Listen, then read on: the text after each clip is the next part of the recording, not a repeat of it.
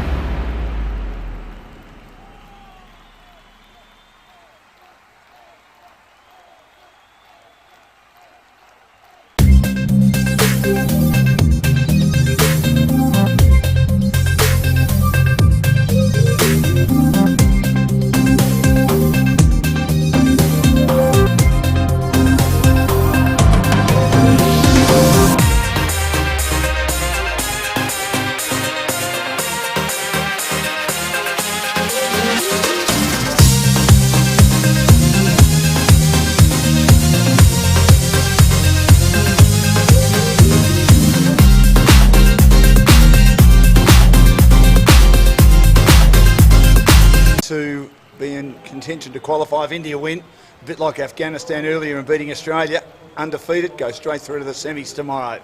And here's the big fella, Irfan Jr., moving in again with that awkward style. And opening the blade is Talwinder Prince, the captain, and he manages to wander it down towards whitish third man. First run off the bat. Captain was very happy to get out there and bat first. He made sure he knew that he called tails, even though I thought he said heads. He said tails. And so he said, I'm going to bat first. But then we spoke to Sherry, the captain of the World 11, and he said they were going to bowl first. So I think the umpires and I wasted 4 minutes of our lives going through the coin toss, but here we are. They bowled better than they batted yesterday, the World 11, and that's taken off. It's a no ball, though. It's a no ball. It was a terrific delivery. And it's going to be a free hit. Haven't seen too many of the front foot no balls, or waist high no balls, must be said. Not too many free hits over the course of the first few overs here, or first few days of Aussie Cricket League. It's such a huge punishment, though. You can't take a wicket with the ball you bowl. You can't take a wicket with the next ball. You get an extra run. You get a free hit here. Both teams didn't bowl very well today, but they batted okay. In fact, quite well. This is short, and it's pulled away, not with a lot of power on it, down towards fine leg, short fine leg. And another run on the board for Jaskaran, who got the half century, the first half century of the tournament on Sunday. Since then, we've had half centuries today. Nathan Reardon smashed it, and a brilliant half century by Adam Amin got his team, Afghanistan, home and into the semi-finals.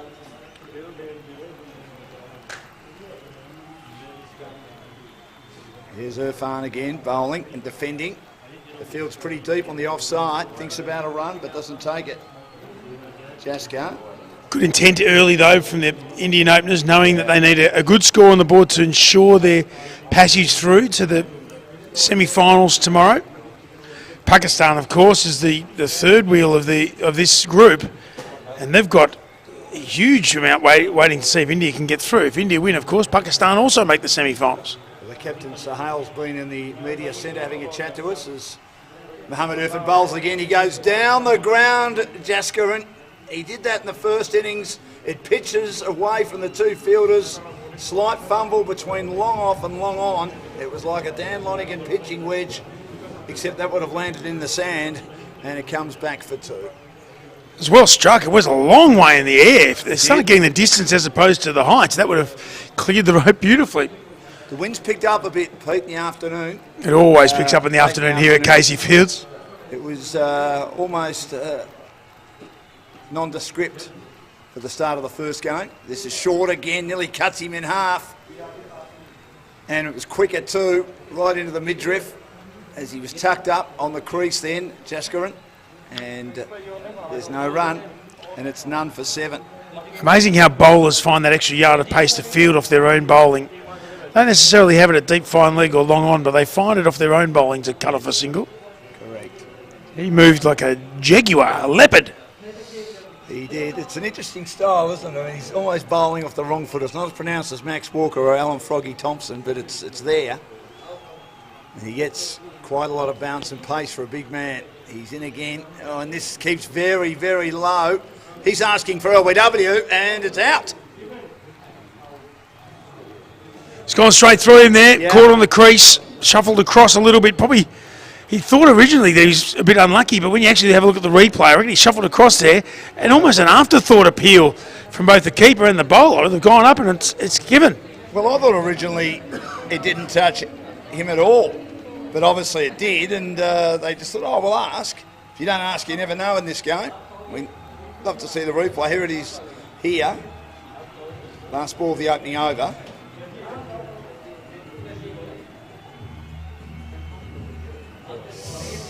Got him, yeah, look, it's certainly plumb because all the stumps were covered. It might have been slightly high. You don't think it was plumb? You thought it was outside the line of the off stump, Pete? Is that what you're saying? No, I think height might have been a slight issue, hitting just above the knee roll.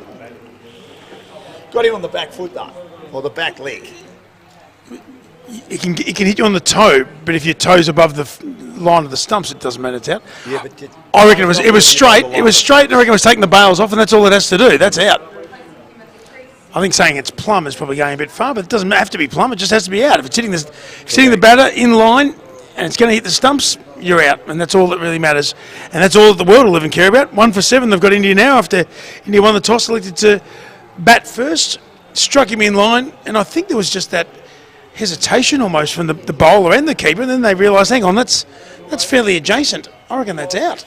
And it was. It was a big wicket too because he got runs the other day, Jaskaran.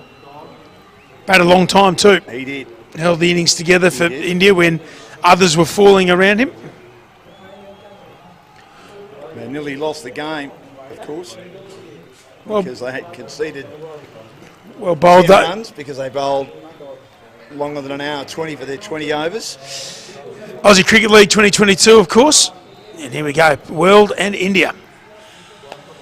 And here's the second over. Gets it high on the bat, pushes into the offside.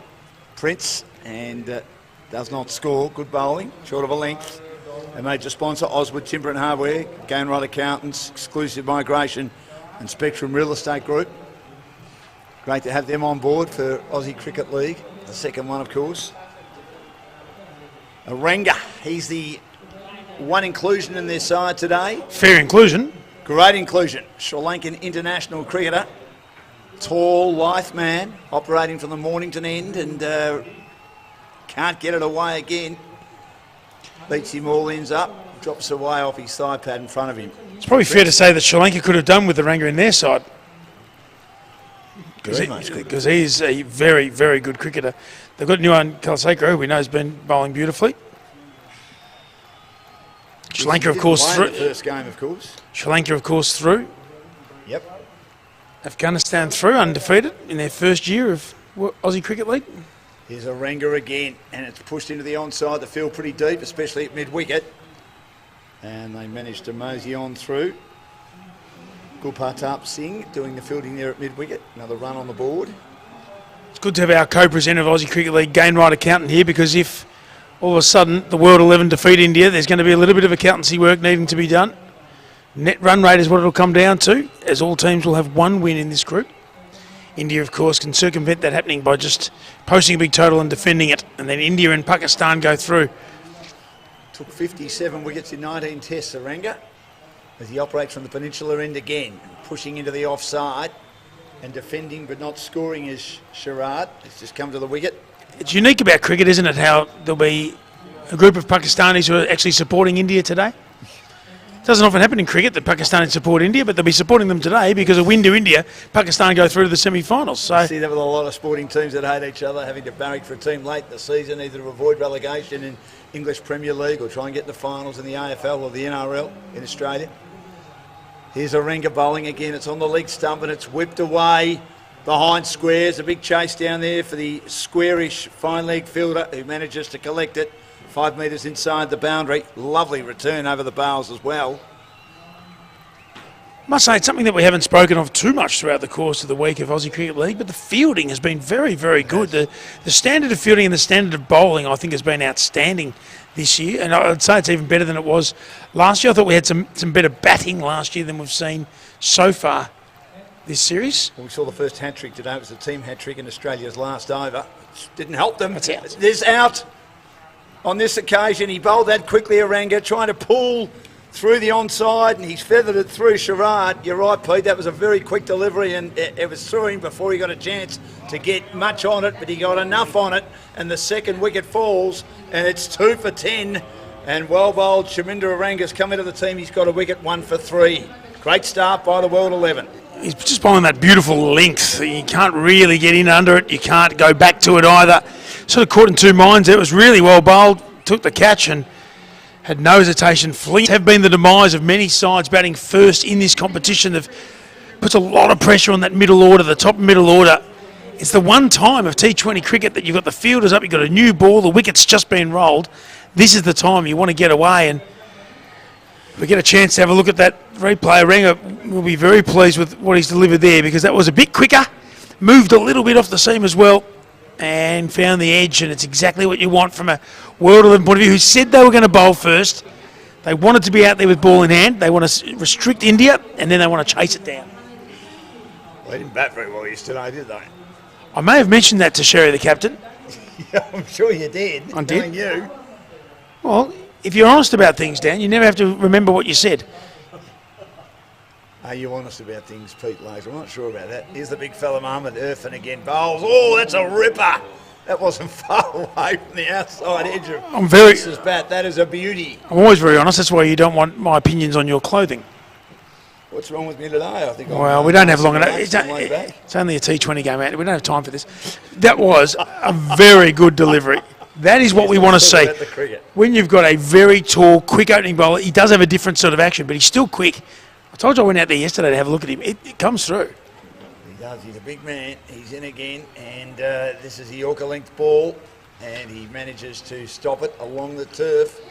Doing a good job. I know we don't like coaching natural things out of cricketers, batting styles, bowling styles, whatever it happens to be. I just wonder if he spent a day with Brett Lee and that front arm so he could pull it down and just get that extra bit of pace with his height. Evan Jr. could be anything. Of course he could. Now, he may generate because of his action now, but just watch his front arm. He's a big man. That's short, and it's kept down by Prince as he fends it to point. He thinks about a run, but it stopped, and they're doing a great job here. They're right on top of the World 11. They've got a couple of early wickets, and doing the fielding is Jassel coming in from point. See how his front arm doesn't get up, it doesn't reach the height, so your pace comes from. That's why you do so many side muscles when you're bowling, because you've got to pull down before the release. Just have a look at him and see if he could actually get an extra couple of yards here. You're right, Mohammed Irfan bowls again and defending. It's almost like an extra chicken wing that you didn't know you were going to get when you go to the charcoal chicken. He just has it sort of here, where if he actually pulled it up and came down, he would get an extra couple of yards. And again, at that height and the pace that he's already got, it could be anything. So what is he, mid-130s, do you reckon? No, he'd be 130.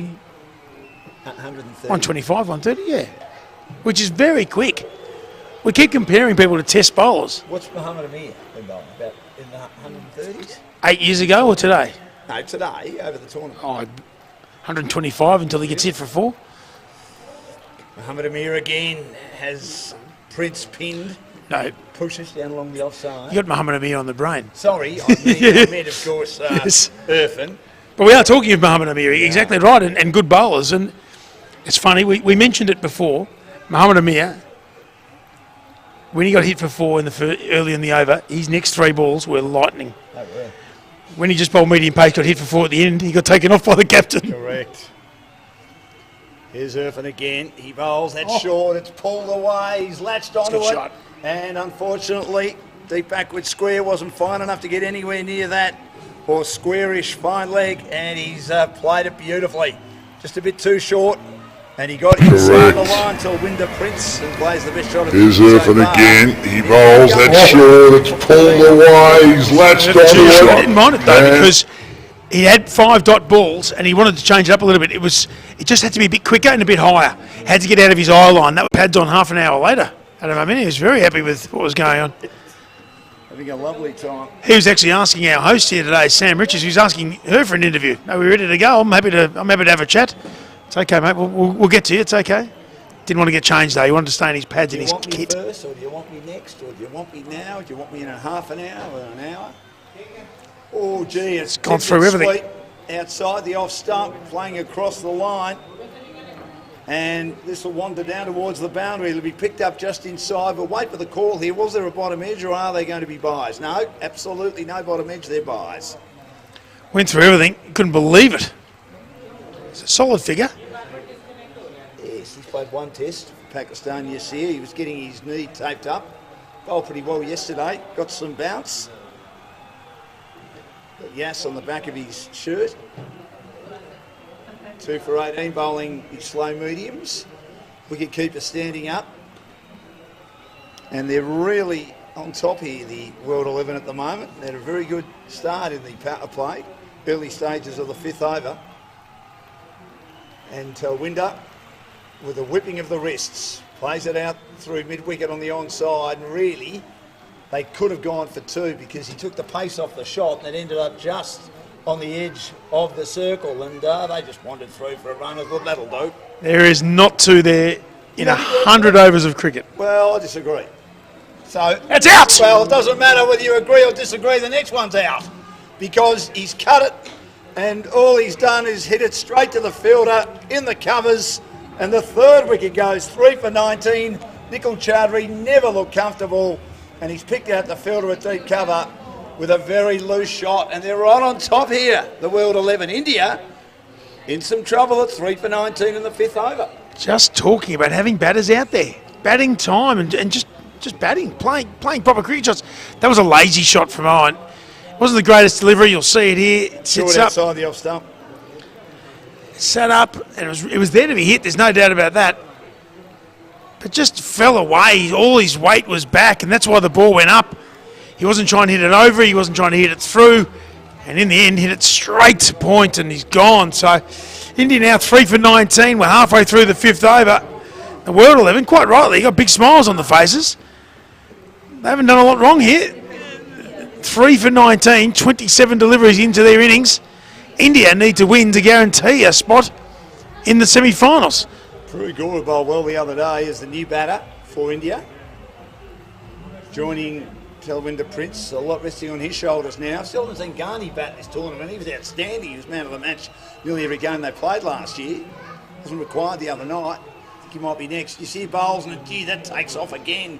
Good bounce outside the off stump. It wasn't far away from the outside edges. He withdrew at the very, very last minute. Prue Gore. He's in again. And he drives a ball that ends up being a low full toss down to mid-on. And he manages to get a run, 3 for 20. And once again, we're going to see a middle order that has to do a resurrection work of an innings. Admittedly, the skipper's still out there, so that's one positive for India. Telwinder Prince. And he gets beaten, stumped. Is he stumped? Waiting for the square leg umpire to give the appeal their way. No. Looking at him, he was lunging forward, and I reckon that back leg was anchored. We'll wait to see. Third umpire referral. Get a good view of it, the umpire there. He's going to send it. I thought originally he gave it not out, but we'll wait to see. We're going to see what happens here. We're going to have a look at the replay to make sure from the side on, see whether that back foot, it's just whether the back foot lifted a little bit. The keeper was very pleased with his own work, as keepers usually are, mind you. Very experienced Kenny bowler, this man, isn't he? Let's have a look. Goes forward. He's got the foot in Oh, the that's... air. Ooh. Or has he just got an edge of the boot on the ground? Most of the boot Or did he is in the overbalance? air. I reckon that's some good work from the keeper. It's a great piece of work. Is he just grounded? There's a lot of opinions going on, but there's only one that matters, and that's the third umpire. It hasn't been referred. I reckon they're waiting for you to say something. This is all very... It's all very interesting what's happening here. New systems, new things in play. Well, the third umpire said it hasn't been referred. I reckon that foot's in the air. Well, my only issue with it is if you constantly keep replaying it and you're looking for something that's not there with Oh, the so third umpire. I admittedly thought it was out originally. Then I looked at the first replay and I thought, oh no, I think it's on the ground. But then I looked at it again and actually thought his balance went forward and it slightly went off the ground. The timing from the keeper was perfect. Oh, excellent. There's He no flipped it question off. about how good He allowed the ball to melt in his hands, didn't But he? he actually went forward. Watch this. Look how he takes it. Takes it on the way in, and that's really good keeping. And had them off in a flash. And I reckon that could be trouble. It's tight.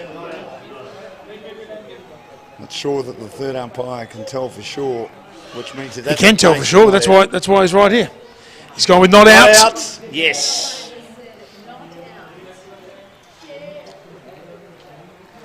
And They can be disappointed, but Telwinder Prince survives. So 5 overs gone. I tell you what though, Pete, the World 11 are all over them at the moment. there's plenty going on at the moment, Dan. Inside, outside, in the comm box, in the DJ booth, the canteen. It's happening here at Casey Fields. There's Well, I'm hearing Big Chris every time they put the chips on. I hear the shh, and that's just which is the sizzling. and that's just Chris. The big fella, Chris Lamb chops. Through. You are lunatic. 3 for 20 after 5 overs as we start a new over and it's played out into the offside. You are a frightening, frightening man. There's no doubt about it. That's what the technology's there for, though. It is. I think square leg didn't think it was out, but he had the ability to refer it to the third umpire. The third umpire looks at a replay, has another look at the replay, says it's not out, and that's perfect. All you want is confirmation of the correct decision being made. Arenga bowling his third over and hits him on the pad. Appeal for LBW. I think that was going down the leg side. Wanders out on the onside. The batter came across his stumps.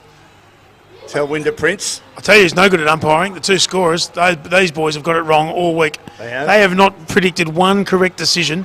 Caught behind LBW. They don't even know when it's caught sometimes. I mean, they always put it correctly into the scoreboard. Yeah. But with their predictions early, they are very, very poor. It's quite remarkable because they've watched a bit of cricket in their lives. We are just following the tracks of the commentators, to be honest. It's not very nice on Darren and Dan. 3 for 21. Here's Arenga bowling again, and he gets it high on the bat and pushes into the onside. Fends it nicely. The field is deep in that onside. I think all teams have fallen for the trap a bit, Pete, of having the field deep when it's inside the circle on the onside. That was another example. 3 for 22 in the 6th. Especially when you've got a bowler of the skill of Arenga bowling as well. You don't need to push back because they're not playing the aggressive leg side strokes. His line and length is such that you can actually just attack a little bit and get in there, or at least have the in-out field. Save the one, but also have the protection there. Arenga, experienced cricketer, bowls again. This is driven magnificently. There's the shot of the innings so far. There was a short cover fielder there, and he did not even blink. That ball got past him. He didn't even get a chance to get near it. It's a beautiful An shot. outstanding shot. Let's have a look at this, Pete. Quite often, the best cricket shots in T20 are the best cricket shots in cricket. As we've said many times. But he was balanced there. See, he didn't move. The ball still moved. He didn't chase the ball. He was balanced and watched it under his eye line. That was a beautiful shot. Put that on the training video. 3 for 27. Couple of balls remaining in the 6th over. Arenga bowls again. It takes the outside edge. He controlled it nicely. Lowered the hands on the bat and works it down to a squarish third-man position. Looking for the great man. He's been wandering with intent. Well, Sars has been signing autographs, taking photos, and just trying on jackets. So, but we finally got How him. many jackets has he bought? How long are you here for? He certainly didn't listen to Phil Collins in the 80s where there was no jacket required. Yes, absolutely. Great album. What was the best song on that album? That's good bowling by Arenga, and he had Gore on this occasion, pinned on the crease, and it kept very low, and he just put the bat in front of the pad, otherwise he might have been in diabolical trouble. Well, being given out LBW if he didn't get his bat involved in that end of the over. I'll tell you what song it will be. It's going to be the song from Andrea Bocelli. It's time for me to say goodbye, and I'll leave you with Sars, who's going to come in and fill you with lots of wonderful knowledge in Urdu, Tamil, Hindi and English. You got all those right. You got all those right. Thank you very much, Pete. Of the 3 Yeah. languages Yeah. outside English, Uh-huh. which is the one you speak the most fluently? I would like to say all 3 of them, but I Yes. grew up in the northern part of India, so Yeah. I go with Hindi, Right. and we speak Tamil at home. Now, when you spoke to the Pakistan spinner yesterday, Right. forward, That was Urdu. Urdu. Urdu. That's Yeah. another language. Yeah, that's... This is a very linguistic person. Oh, Appeal for I a catch behind again here. Is that out? The umpire has said not out. Great piece of bowling. He's bowling well, you see her. He's bowling off about 3 or 4 paces at the moment. And he's just beating the bat. Again, he beat the bat and he wasn't able to get an edge. Prince is suggesting it's got a bit of thigh pad on it. That was his sound. What a terrific delivery, though. Oh, isn't he bowling well? You see it. And this is whacked away to backward point, no run. Just bowling beautifully outside the off stump. 3 for 28.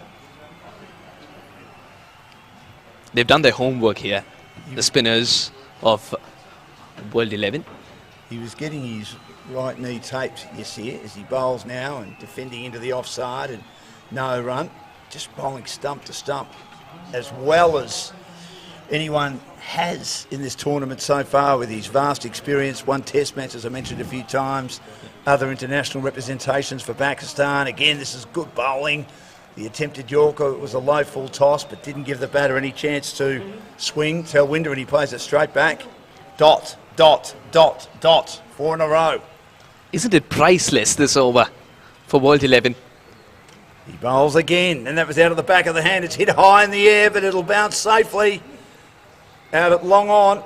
They only get one. Prince gets another run. The first run for the over, 3 for 29. As we're now finished the power play, we're in the 7th over.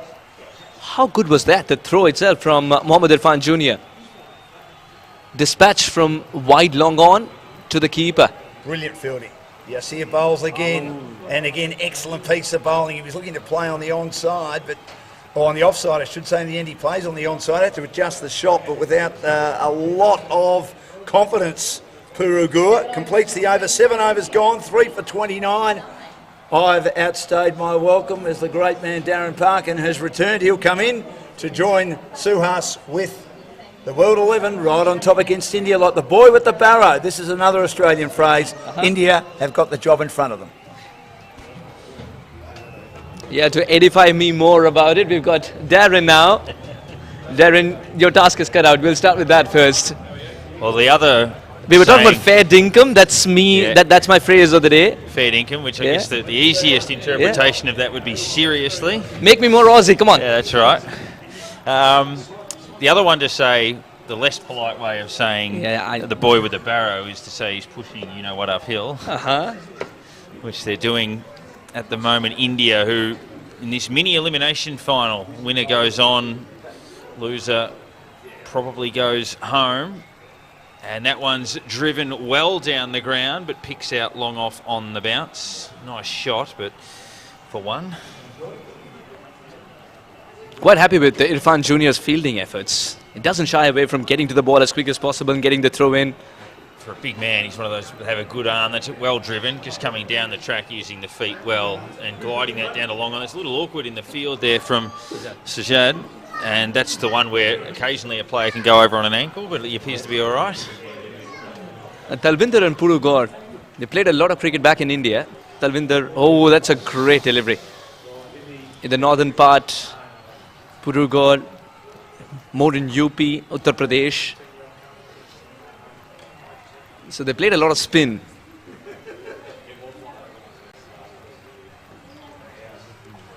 The thing about the channel that Pushpinder is attacking, how impressed are you with that? Oh, absolutely. Mixing it up well, like fast in at the stumps and tossing the odd one up as well, just trying to tempt them. It's been a very good start. They bowled well the other day, of course, the World 11. They just didn't put it together with the bat. That'll be the challenge for them. They were 2 for 69, though, in fairness, so they set a good platform, and then it all went pear-shaped for them, which is another bit of an Australianism. Pear-shaped is something I understand. Yeah. Aussies do tour, you know? Yes. They do tour. Don't forget that. We tend to speak Australian wherever we go. A direct hit would have been very, very close, and it was very close to hitting the base of the stumps. And that was one of those ones where when you've started as well as the World 11 have, they're the type of things that go your way. So very surprised they didn't collect a bit of timber on the way through. Turns that into a full toss, drives that through the vacant long on and gets a single. So 6 off the over, 3 for 35 off 8. So projected score is 88 at this stage. You'd think that obviously 3 figures is the first target, but we did see in the earlier match you can score on this pitch. Yes, in fact, you even went on to say by far the best batting pitch that we've seen, and I absolutely second you on that. In these 3 days, if the batter is most comfortable hitting through the line, it's on this particular track. And the World 11, we spoke about the challenge that was in front of Afghanistan, making it through to a semi-final or attempting to make a semi-final in their first campaign. The World 11 have got that as well, where obviously they were beaten the other day, but a win here will get them a passage through.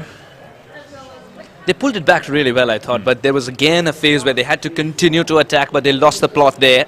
World 11. They probably feel like they should have won in that they were... So we'll stay with this for a moment as that's cut away hard, but there's a fielder in the deep. 2 for 69, get restricted to 94, and then it takes the opposition until the last over to win. You'd probably feel we should have scored at least 20 more runs, and if we did, we win defending that score. Right, there's no question about them being below par with a bat in hand there, World 11. He's got to go for 2 here. 2 easy runs. That was very close. Yeah, he doesn't take one more for the throw. Yes, he's not happy. He was one who did bowl pretty well yesterday. Yeah, he's built like a tank. And yes, he is, absolutely. That release point is as high as it can get for any spinner. So the ball will sort of dip on you. Yeah, that's right. You get that different variety coming from that size. Bowls it a little bit quicker as well. And I was comparing my hand size to his. And I realized that the ball looks like a golf ball in his hand. There's a guy that played AFL over here. We'll touch on that in a moment. That's a big shout for LBW. They're very confident, but not out. Stuart Lowe used to play for my team, St Kilda. His nickname was Buckets because of his hands. The batter could have kicked the bucket here had the finger gone up. Very good. They were very confident there. They were frustrated, World 11. I might not know the etymology, but you tell me if it's Aussie.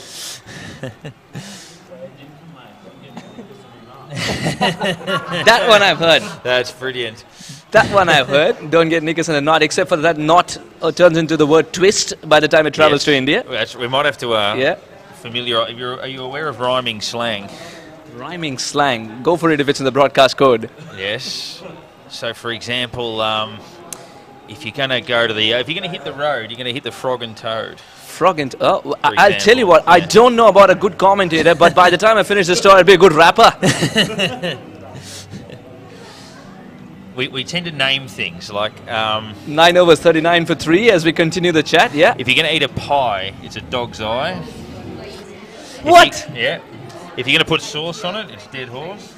What did the animals, like, where did they wrong you? You tell me that much. Where did they wrong you? A snake is a Joe Blake. Again, another... Yeah, that's all right. Okay, and leaving no insects unturned, amphibians unturned, reptiles, animals. Here's a cricket one for you. No one familiar with. Yeah, there you go. After a long day in the yard and you're sweating, you need to go and have a David Gower. Oh, God. And that was smacked her way through the offside and tidied up just inside the boundary.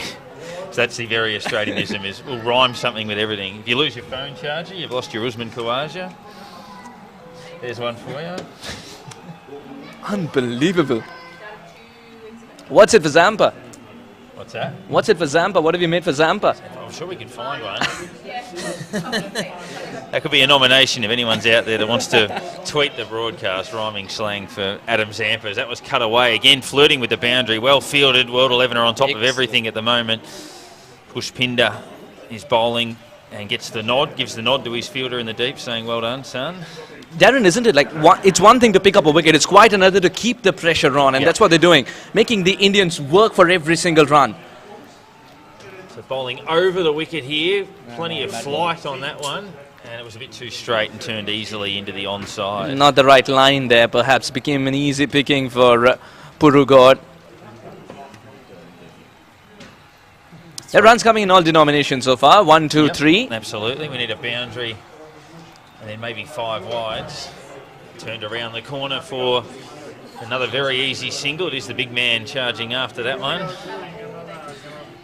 Now at some stage India have got to reassess and tell themselves the fact that we are constructing the innings again after losing 3 early wickets remains, but at some stage we are going to kick into the next gear. Now when is it going to be? They can't time it early, they can't time it late. Misfield. Aggressively misfield boundary. The only reason that it's a boundary is because Darren wanted one. He willed the misfield onto him in the deep there, but it's interesting. I was talking to Dan earlier as that one goes for 4 about how the Australian innings was a bit different earlier this morning, where they started well and then slowed a little bit in the middle overs and then picked up the pace. Generally in a T20 innings, that's how it goes. You charge out of the blocks, a little bit steadier in the middle, come home with a flurry. But this tournament, it seems to be sides have started slowly. These middle periods, they've made a lot of runs, and then the bowling team has pulled it back late. So maybe the Indian innings is going to shape like that, where they build a bit through the middle. Yeah. And get... Yeah, 10 overs later, 50 for 3. So they're halfway to the ton. And that's a bare minimum for India here. Projected score of 100. Now if they build the launch pad correctly, you're looking at 130 even. Yes. Because there's 7 more wickets to come. Everybody can bat. Yep. Ghani can swing the bat and ensure that the ball goes a long way as well. And he was good the other day. Yeah. Yep. Giving everything, given all that, you would expect India to start the assault right away? Probably. I think, as we were saying earlier, even in the earlier match, where you almost need one to be the aggressor, one to be a little bit more sensible, but one guy's got to go, and then if he departs, the other guy who's set at the crease has got to go, and then you... even in that Australian innings, Reardon was constantly the one to go because no one was able to stay with him, but correct. Probably stopped them, sold them about 15 runs short in the end. With Reardon, the advantage was also the fact that he was making it very difficult for the opposition to set a field. Absolutely. He was scoring runs everywhere. He executed the ramp shot, which hasn't been done that well this week. He hit that for 4. Sajid Khaisar got some bowling time yesterday and learnt a lot from it. Learnt more what not to do. That's beautifully played away. He's called for 2. That shot was oozing control, and it's good cricket all around with that slide. He's not really happy with himself. He thought the throw should have been quicker. Sherry sets high standards for himself. One moment he's inside the 3-yard circle, and one moment in the deep, but 100% commitment at all time, everywhere. And that was, a very good slide. He lost the ball for a moment, but then was very quick to recover, so nothing wrong with that. Darren, who amongst all of these players, especially World 11, we'll get to it in just a moment. There's another tap and run, gentle as possible. Nobody's trying to butcher the ball. Everyone's gentle. Now, who amongst all of these fielders has inspired you the most as one of the best? There's been a few. Anticipation-wise, because the anticipation is key here. Jasal's been pretty good fielding in and around the circle. Sherry, obviously that last one showed good agility and pace. There's obviously a couple of guys in there that, they field in a bit closer because they don't necessarily have the agility. But Jasal's been pretty good. He's obviously combined that with the ball and done a pretty solid job. Overall, I think they fielded quite well in both games. It's sort of kept them in both contests in many respects.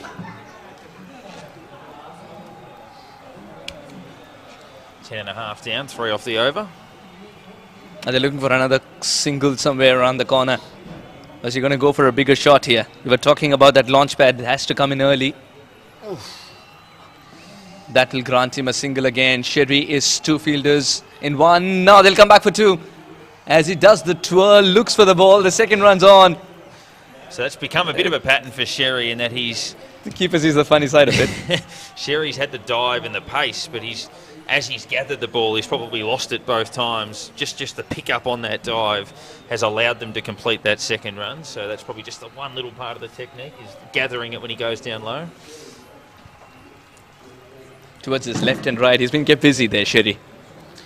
This bowler looks like an older version of Andy Caddick, of all people.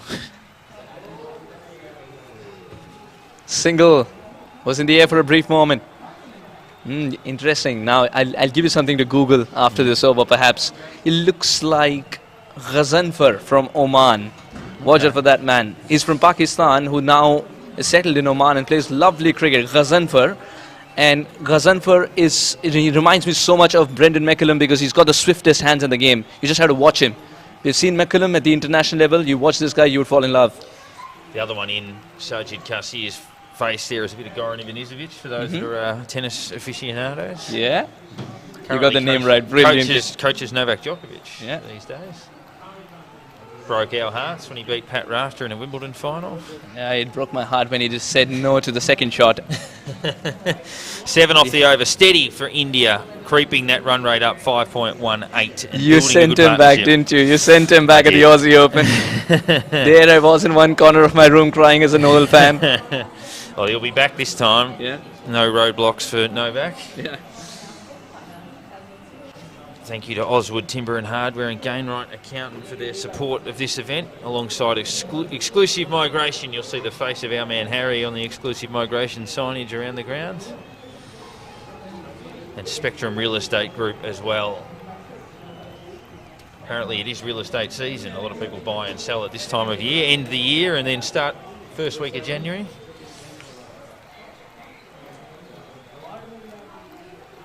Looks like there's going to be another switch around in the bowling.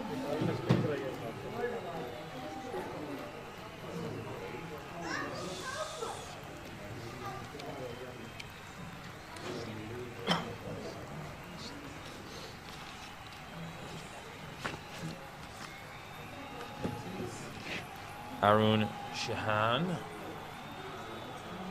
from the broadcast end, and that one's run off the face, picks up a bit of speed down to third man. They will get two. They'll come back on the arm and the throw a little wide. The keeper gives a bit of a glare. So much conveyed without a word. Yeah, Arun Chauhan, someone who concentrates on line and length, but has got a good slower delivery, relies on movement off the deck and not in the air. Now he's got to look for control here. So 2 runs off the first ball. Very methodical approach. Short delivery, not bowling at the pace for that to be effective. Turned around the corner, easy pickings. And India starting the move, 3 for 63. Eranga believes that he's safe this one. He had, yeah, he risks his ankle again. He did. That's always risky when they go on the boot. Fast bowler is doing so. We'll have a look at that on the replay. It got very close out there. You're always worried that the players are going to do a Glenn McGrath in that situation and trod on the ball. That is as Aussie as it can get, yeah. Now there's another thing added to my list. That's 4. That's 4. It hurts even more when you think you've saved it. Give a little fist pump in the box. Have I got that one right? As it's turned around the corner for 1. Well done. I'll tell you what, no, it hurts more when you don't realize that it's gone for 4. That's right. You think you've emerged the hero. That's when it hurts the most. We had one when Dan and I were on in the previous match where they had the fielder that was delivering the drinks to 12th man standing right over the rope. And it got rolled straight to him. It looked like a single, and he just picked it up over the rope and threw it back. As that's launched in the air down the ground, it'll take some catching, and it just half volleyed the fielder and bounced on the way through. They'll get 2 for that. He made good strides to get there. It was always going to be a pretty difficult catch low to the ground, but an eventful over as they pick up a couple. Darren, I thought he should have got that. He should have completed it. I'm not being a taskmaster, but he put in the hard yards to reach it in the first place, even though it was dipping. Yep, catchable. Obviously, they're never easy because you're still running flat out when you get to the ball, but at this stage when they need to break the momentum as that's carved through the offside, again, work for the fielder to do out there. He'll tidy this one up. They'll get just the single. Good over for India. So far, it has netted them 10. One final ball for Shahan. 3 for 67 now, and the projected score up to 113. So India's rescue mission well and truly on. That was in the air for a little while, driven on the up to cover. No run. 12 overs completed. I'll step out. Dan Lonigan will jump back in and take you through another little stint. And we'll join Suhas before Pete Laser jumps in as well. Welcome, Dan. 12 overs, Suhas. 67 for 3. Yes, or 3 for 67. You're in our country. Aha, yes. Yes. 12 overs, so 112 as Darren said. I mean, that won't be enough. Although the World 11 didn't bat well yesterday, it might be enough. But you think they'll get a lot more now. They've stabilised their innings like Afghanistan did. Australia were pretty stable throughout the middle part of their innings. So, very experienced cricketer bowling now, of course. Sajjad. Information I had was that he was going to play with Dandenong and could only train 1 day a week, and then headed up to play with Fairfield Liverpool in the western suburbs of Sydney. It's quite some distance that he has to cover. There's a lot of players from New South Wales in this World 11 team who all flew down together on Monday. The fact that they've played together, that Look is. at that for a shot, the inside out loft between mid-off and mid-on, out to mid-off, and it's, or deep mid-off, and there's another run. It's a beautiful shot. Did he check it in the end? Didn't offer the full throttle? Rightly so? I think so. I think he realised that if he had have gone through with it, he might have holed out. So it was the lowering of the hands again to take the pace off it. He's a talented young cricketer too from Premier Cricket in New South Wales, Purugua, and Prince allowed the ball to hit the bat then as it was a half-pace delivery and he worked it away through backward point. What do you think? They can get 130 from here? 130, they'd be happy with it. But 150, they'd be delighted. But who gets them there? They need power hitting of Goni to come good. Yeah, they do. And the brilliance of Gandhi. He hasn't batted in the tournament yet. Pushed into the onside. Again, a lot of teams are keeping mid-wicket inside the circle vacant, meaning the bowler has to do the work himself. How often has that happened? I think the bowler himself would have opted for a deep mid-wicket because he wants more protection. He says, all right, if it's going to mid-wicket only and I can gather the ball, then it's only a single, maximum 2. It's the 13th over. The grey-bearded Chris here bowls again. This is whacked away through the onside between point and cover to the boundary for 4. There was deep cover, but it even went much squarer than that. He found the gap. It was short outside the off stump and thrashed by Talwinda Prince. Excellent shot. Good pickup shot. He had to take that additional risk as well. In the end, cleared the man inside the field easily. And you know, on a brilliant outfield of this kind, you'll get the value for your shots. It's like glass, isn't it? This is the 13th over. It's the Jard bowls again. Yorker length ball shifts in his crease. He manages to force it out through the onside. Fielder coming in from cow corner. It's a good return, remembering lots of vacant territory in front of the wicket on the onside, so they could easily come back for 2, and they did. Darren was mentioning just moments ago that this is real estate season. Look at the amount of real estate on the leg side for the batters to cover. 2 easily. Now this is what will hurt Sajjad the most. It was Yorker, one of the best deliveries that one can pull out of his armoury. It's buying real estate season in this country, not selling it. Now this goes down the ground from Talwinda Prince. Is the catch going to be taken? No.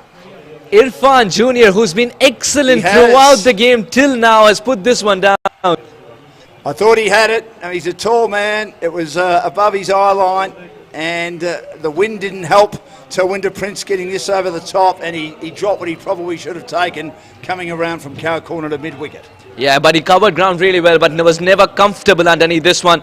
I think he was caught in 2 minds as well, whether to take it with fingers pointing upwards or sideways. If you're in 2 minds trying to take a catch, you're in trouble, aren't you? Absolutely, you are. You're in 2 minds playing the shot as well, you are in trouble. Mind you, I'm generally in 10 minds, so I'm no chance. 13 gone, 77 for 3. Pete Lace is going to jump in and replace Suhas, and we'll hear from Suhas again in a few overs' time.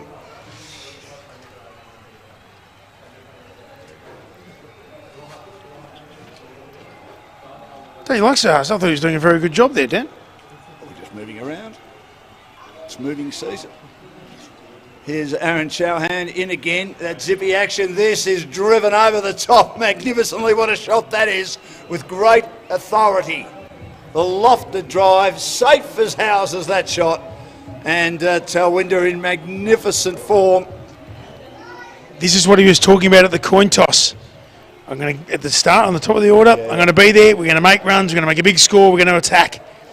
Lost a couple of early wickets. They're back now.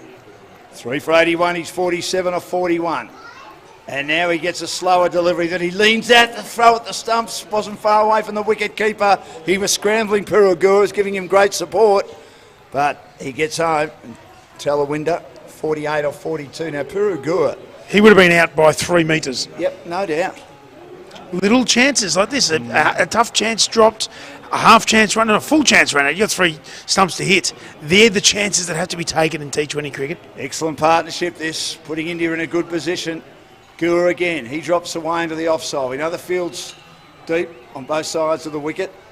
There are more fielders on the offside, as I've touched a few times, and they get another run. Gua to 22 and plays Pete with the famous Canterbury Bankstown Premier League club in Sydney. The advantage of having a partnership. The fielders go back. You can get easier 1s and 2s now. 3 for 83. Now, top edge by Prince, is he going to be caught? No, he's not. The fielder lunged forward. He probably misjudged it a bit. It was one he should have taken, and in the end, he could have maybe moved forward another couple of metres and taken that catch Assad Usman, one of the two number 11s, but he wasn't able to get there in time.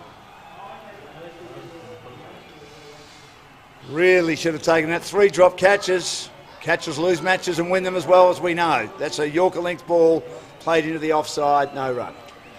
About 6 overs into this innings, I was saying this week in Aussie Cricket League 2.0, the fielding has been fantastic. Since then, we've seen 3 catches go down, and 2 of them really should have been taken. Absolutely. Chauhan bowls again. Good ball right in the slot. Kept out by Purugur, who also played at Randwick, which was the home of one of my favourite cricketers growing up, Alan Turner. 14 tests for Australia. Made the first one-day century for Australia in the World Cup of 75. Just a bit of miscellaneous information for you, Pete. 14 gone, 3 for 84.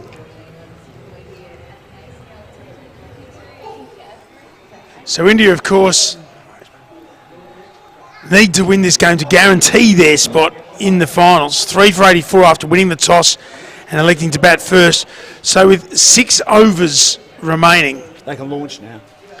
7 wickets in hand. They've got 2 set batters, including the skipper, who I think has been fantastic today. Weathered the storm early, and now keeping up to the stumps. I like it. This is good. Here he goes back. Third half century of the day, and he gets it as he plays the first ball of the over. Talwinder Prince driving it nicely down to long on. Excellent half century. 50 for the skipper. But he knows he's got to go on now. That's not enough. 6 overs remaining. We spoke to Nathan Reardon before. He batted beautifully for his 75 as this is pulled through the onside. Short delivery from Wasia. Another run on the board. Gets through his overs though, doesn't he? He does, up about 3 or 4 steps. I'm not sure during his test career when he took 2 for 55 and the only test he played, how long his run-up was. As he's in again, beats outside the off-stump. Good delivery to Talwinder. That's still quality against a batter who's batting well. That's the old school arm ball. Oh, that's a beauty. 15th over, 3 for 86. Now he drives down the ground towards Long On. He took the pace off with the shot. They'll come back for 2 because Long On was virtually sitting on the fence. Good return. Makes his ground. Yasir asked the question, but I think Gurr, who moves pretty quickly between the wickets, was well and truly home. He was quick in and out of the striker's end, going to the danger end. That was really good batting, and also it leaves the skipper on strike, and that's clever batting. 52 or 46. Purugur bowled okay the other day too. An important member of this Indian side. 23 of 27, and we still haven't seen my man with the bat. Tej Gandhi, short, pulled away again through mid-wicket. A lot of work. Down on the boundary for Sajjad again, and he restricts it to 1. The World 11 have just been a little messy in the field. Yes, they have. It's not necessarily going to cost them the game, but it's certainly not helping them at the moment. No. Especially as this partnership has just built and built and built. 3 for 19 they were, 3 for 89 now. Partnership of 70. Outstanding partnership, probably the best of the tournament so far. Yasir bowls again, Yorker length ball. Struck magnificently through the covers for 1. That's a lovely cricket shot, as you constantly say, Pete. Just a beautiful cricket shot along the carpet, beating the cover and point fielders inside the circle out to deep cover. So 6 off the over. No risks taken whatsoever. They scored off 5 of the 6 deliveries, so it's clever batting. Purugur looking good at 24 from 28, and of course, Talwinder Prince, the skipper, 53 from 47. And I reckon he's got it in him to go to the next gear, the next level here as well. They're going at a runner ball, exactly on a runner ball at the moment. They just need to raise that up. They can get 135, 140 here. They can get 50 off the last 5, which is obviously good going and optimistic perhaps, but 40 to 50 runs and they can put this game almost to bed with a good bowling performance. Yes, Pushpender Jassal coming into the attack. Great to have our major sponsors, Oswood Timber and Hardware, on board for ACL 2022. Gainwright Accountants and exclusive migration. This is swung away and it's out to deep mid-wicket, the first ball of a new over, the slog sweep, and that was hit with lovely connection.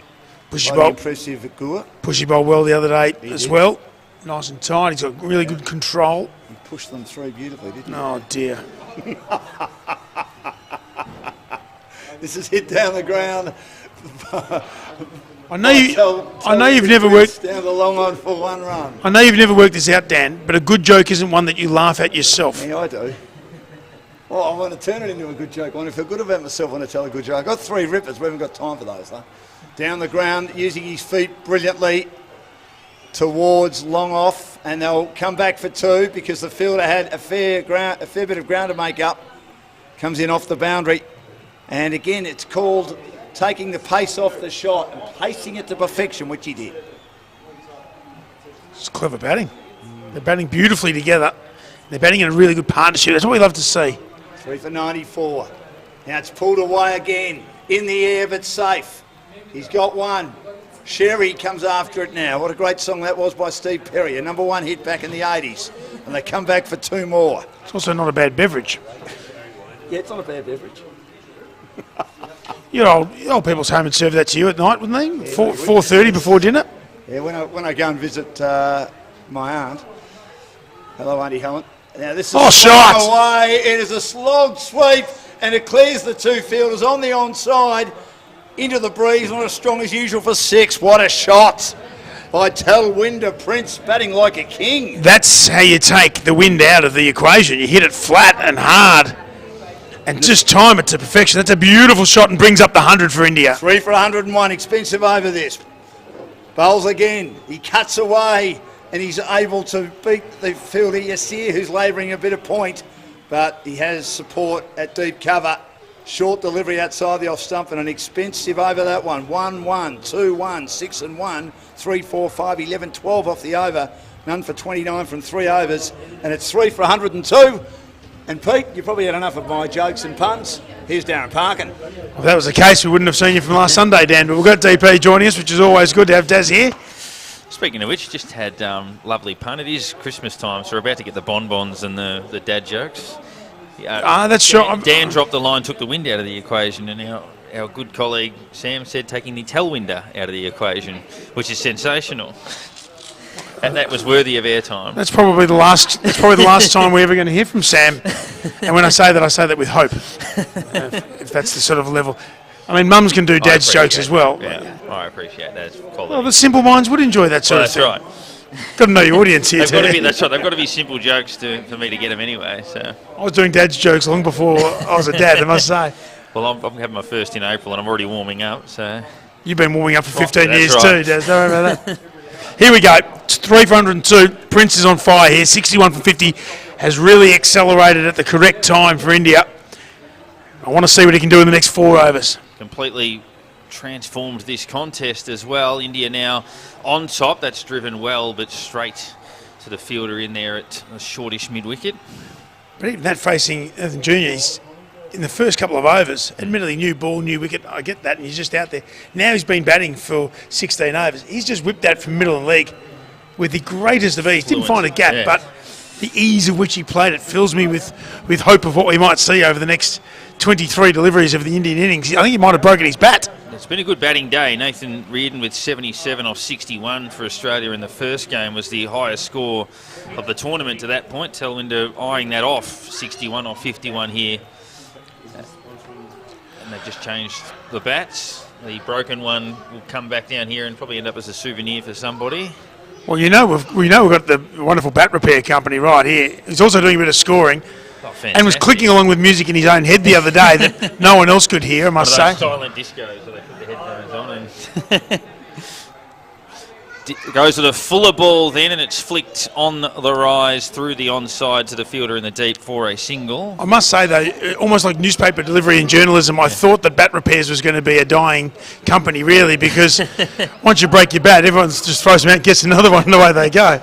I love a bat with a broken handle, and you glue the handle back in. It's got that whippiness. That's my favourite thing. It's like tennis rackets. You see how expensive they are if you go down to Rebel. The amount of times at the Australian Open you'll see someone smash 3 of them, and you're like... And they're on $2 million a year. That's right. We have the luxury, because that's driven through the offside. Didn't time it brilliantly. But that's a bit like Casual single. Kylie Minogue came out and said, oh, Piper Heidsieck's my favourite champagne. So all of a sudden she gets cases and cases and crates of free champagne, and it goes from $40 to $60 a bottle. And She she doesn't can need afford free it. stuff. She's got $100 million in the bank. And she should go the other way. They That's should right. start paying for it, and I'll start drinking it for free. Exactly. She should just say, I'll donate 1,000 bottles to... Oh, look, just one or two. Yeah, I'll that's take right, one or lucky two. People. 1,000 people get one each. Another fuller ball. That was a Yorker. It's jammed down on bat and pad together. The field got interested in that, but quickly dissipated, and a single. It is a bit like Donald Trump's first thing that he said as president when he took over and said, well, if I give everyone $1 million, that would be cheaper than trying to fix the economy. Not quite understanding how money works, Yes. which sort of defeated the purpose of being president and the self-proclaimed leader of the free world. Then it only cost us like $300 million. And, well, And that's if you gave everyone $3.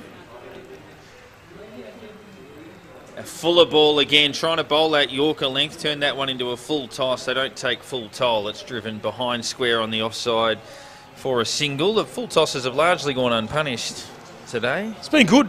I really enjoy watching Junior bowl because he's... I was talking about his action a little bit earlier, and I still think he can get an extra yard or two, but he's tall and he bustles in and he's competitive. I was watching video of Alex Stewart talking about facing Joel Garner and saying the ball is released from 8 feet in the air because of how tall they are. It must be an extraordinary point of difference for batsmen to get used to, as that one has hit the non-striker and denied them a run.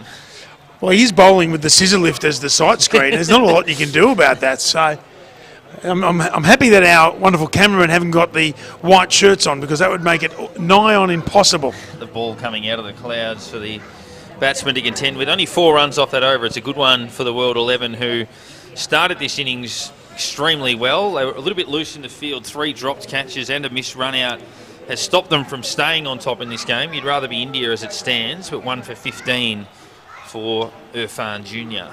With 1 over up his sleeve, so that's good captaincy as well to bring him back for the last couple of overs. But 1 for 15 from 3.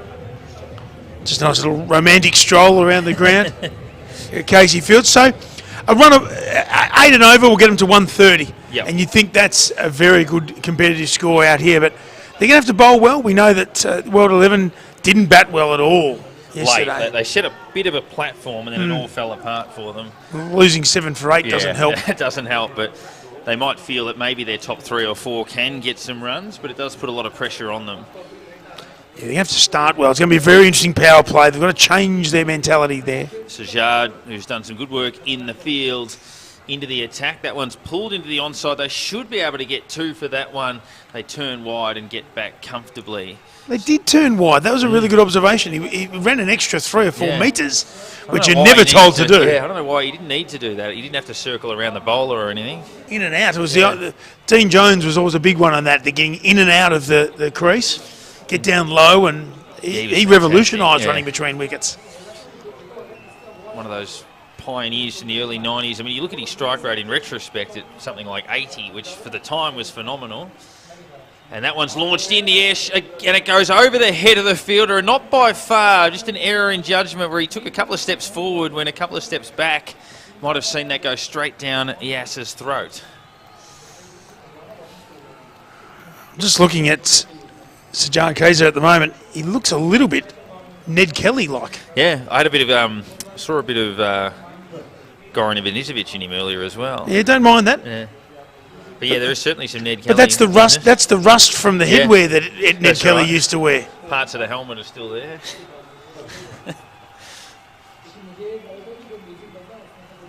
Goran Ivanisevic, as we were saying, to Suhas will be in Australia next month as Novak's coach. And that one's down leg side for a wide, so a bonus. Well, it's allowed back in, so that's always good. Yep, that's right. What a weird couple of years we've lived in, TP. Even he was playing the match when we went into lockdown in the middle of the tournament and the crowd had to leave halfway through. So Djokovic has been interesting little pin notes on the lockdown through the Australian Open. Good crowd building here at Casey Fields too to see who's going to go through to the semis. India, obviously a very popular side in these parts, as that one's smacked back down the ground again. It's bounced off a bit of friendly fire and they'll get a run. In fact, they'll get 2. That was actually really well run from Prince there. He had to wait for the ball to go past the stumps because Kaiser got a hand on it. But then once it gone past them, because he got a hand on it, it then turned into 2. It's amazing how you do your finest work as off your own bowling and actually cost you a run. And you say the presence of mind from the batsman, and well, I could be run out here, so I had to make sure he was in his ground first. And 7 off the first 3 balls here, Daz.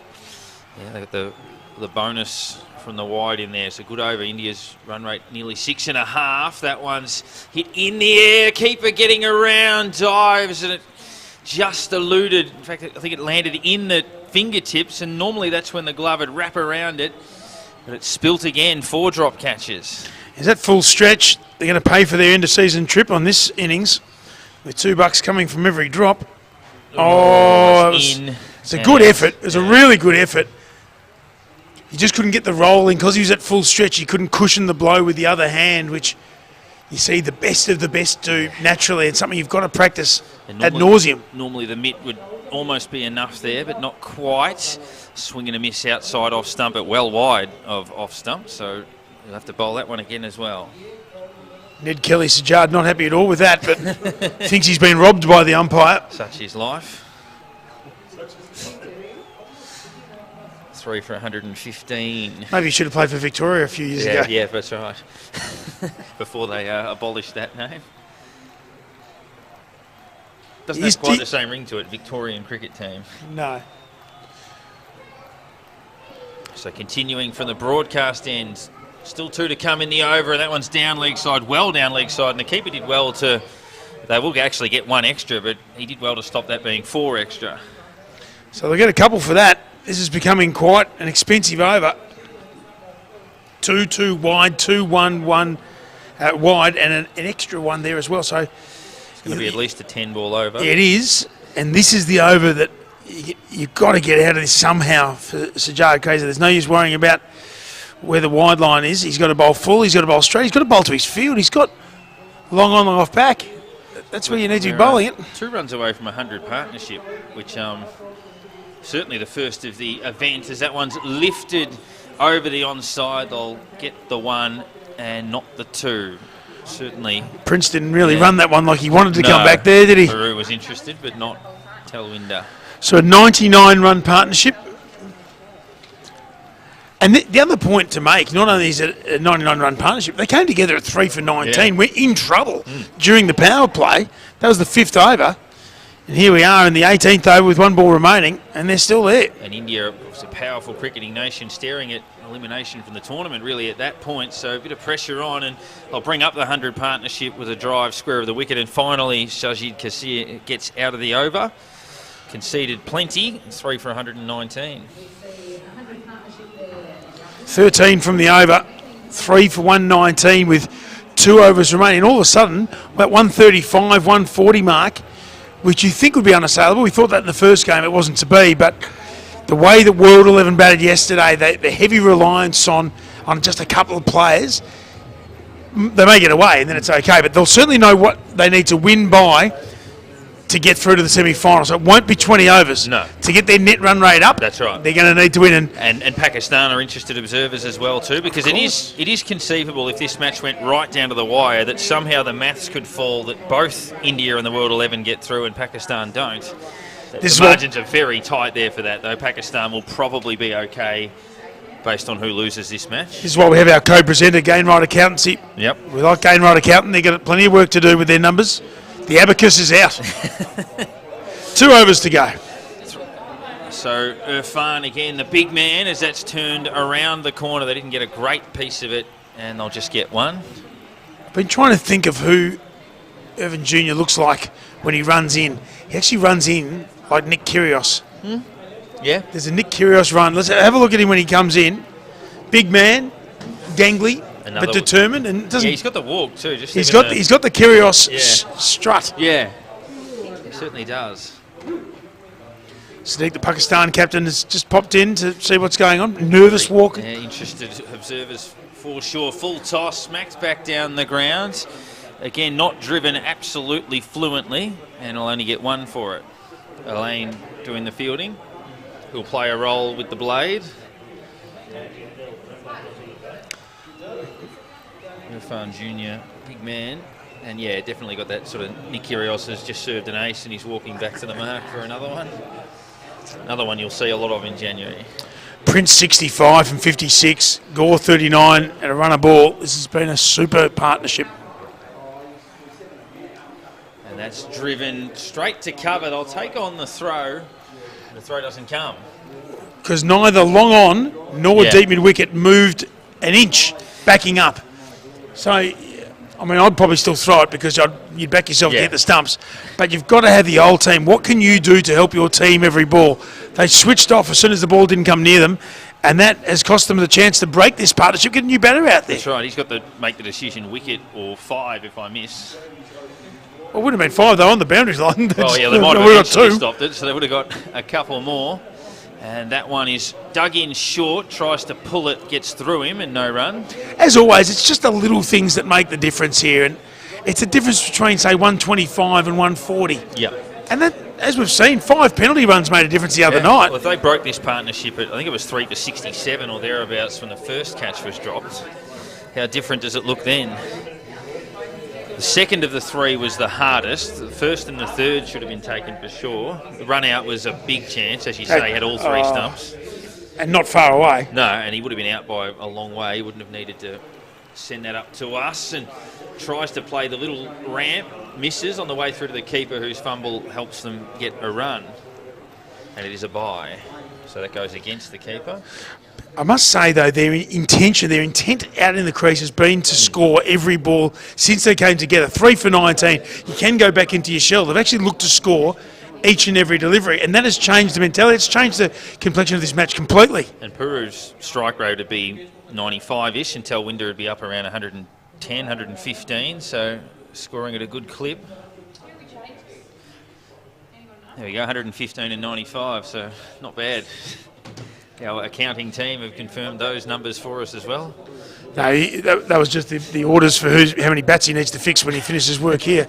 They're going to get an overthrow here as well. So they got 2. They had a shy at the stumps, and again, the fielder in the deep was just sort of hanging back, not interested. And they got 2 overthrows, so that's actually become 4. 2 plus 2. And the heads and shoulders drop then. You can see that this is... We talk about the game being played above the shoulders. And that's what this... Like they just... The World 11, when something goes wrong, they all fall. They all head down. Because they don't play together all the time. They don't necessarily know their mates. They're not playing for the country, if you like. And as you said, you're always in the game. And it's almost the case of I'm fielding on the onside. That was driven into the offside. Oh, well, I'll just wander over here, wait for the next ball. But you're still in the game. You're in the game. It's the most individual team game you can ever play, cricket. Right. When you're batting... I mean, I say to someone, if you're batting at 4... And you say, oh, so you want the first 2 to go out? Oh, no, I want them to make runs. But if they make runs, you don't get a hit. Yeah, that's right. So you can actually simplify it and go, hang on, how do you then barrack for your mate to make runs, but you also want to go out there and make runs as well? You don't want them to be 2 for 2 because you don't want to go out when the ball's new. But if you want to have a hit... That's right, you don't want to be 2 for 350. So it's almost like, 2 for 40, the ball's not as new anymore. I can come out now. This is why people can't understand cricket sometimes. Right. Now, Surinder Ranga, he bowled beautifully earlier on. He took 1 for 11 from 3. He's going to need a good one here because they're going to be going hard with 6 balls remaining in their innings. A lot of international experience for Aranga, and that one's hit straight up in the air, and he's not dropping that. A lollipop back to the bowler, and as we know with bowlers, they won't drop them off their own, and that would be pretty much impossible to grasp that. 4 for 127. It was well bowled. It was just a little bit quicker, wasn't it? He came back on. That's the difference. It was well bowled. Just swung a little bit, just wobbled around, which I don't mind as well. Nothing wrong with Gorgeous trying to whip that away also. It's the last over. Have a crack. I've got no dramas in that. It's a good knock, and he combined with his captain for a 108-run partnership. And if that gets India through to the semi-finals, then the nation will be very pleased with his work. Yes, absolutely. And the new batter here's responsibility, you would think, unless you get a real juicy half volley you can hit to the fence, would be to flick this into a gap, get a single, and allow Telwinder to potentially face as many of these 4 deliveries as possible. Well, that's the thing. It's no longer that free hit that we used to talk about, is it? You know, a sky ball, if you like, a sacrificial flyer. If you go out, then a new bat has to come in. So you've actually got to take it upon yourself. Plenty of experience. You'd think that Tal would be saying to him, "Just get me on strike. Let me face the the last 4 deliveries here. Just get something on it and let's go. He's in a T20 equivalent of being on a king pair at the moment. Made a golden duck in the first match of the tournament. And swung hard too. Yeah, absolutely. Of course, separate matches, but our tournament's version of that.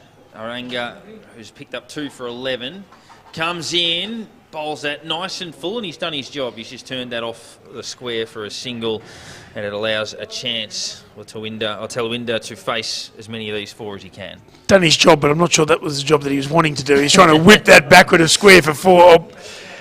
But all's well that ends well, as we say. So there's 4 deliveries left. Talwinder Prince has been sensational. He's batted through. He's faced 58 of the 116 deliveries, right on half. So arguably the best bowler versus the best batsman, and that's flicked into the onside, a test for the fielder. It's somewhat tidied up, at least prevented the boundary, and they'll get a couple. I've never seen someone look less likely to stop it, but still stop it. Somehow it ended up being a really good piece of fielding. I wasn't backing him with about 30 metres to go, I must say. Yes, he's a big man. Oh, I wouldn't be telling him that by any stretch.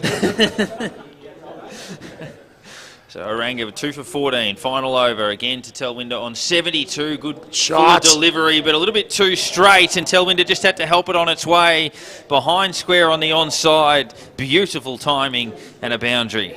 You're not playing that shot the first couple of overs because you just don't know the pace of the bowl, the pace of the wicket. You don't have the balance. He was beautifully balanced. He just turned it around the corner, knew exactly what he's wanting to do, and just takes a big deep breath there. Talwinder Prince, have a look at this. Yeah, it's a lovely, it's almost a Frenchie. No, but deliberate. Yeah, he's cleared the leg and allowed himself room to... If Steve Smith gets away with it, others can get away with it. Identical innings really to Reardon. Reardon 77 off 61, Talwinder 76 off 60, the 2 batting stars of the day. And that one's scooped. Can they get 2 for this? It's chipped. They'll settle for just 1. He puts the hand up, Talwinder, and says, you can have the last ball, son. So he'll finish at 77 on 61. It's been a super knock. Been really good. Held it together, 3 for 19, the face of adversity in the 5th over, and to hold the innings together. He's faced half the deliveries because the danger also is he gets stuck at the non-striker's end, but they've turned the strike over. And he and Reardon have finished the day on the same numbers. So Manpreet Goni to face the last ball, and he drives it really well too, and the fielder's dove over the top of it. He'll get a couple. There's coverage out there in the deep. It was really firmly struck like a bullet.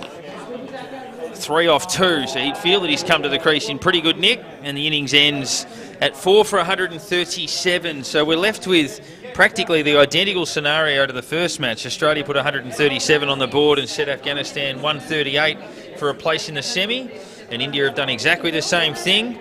They've set the World 11 138 for a place in the semis.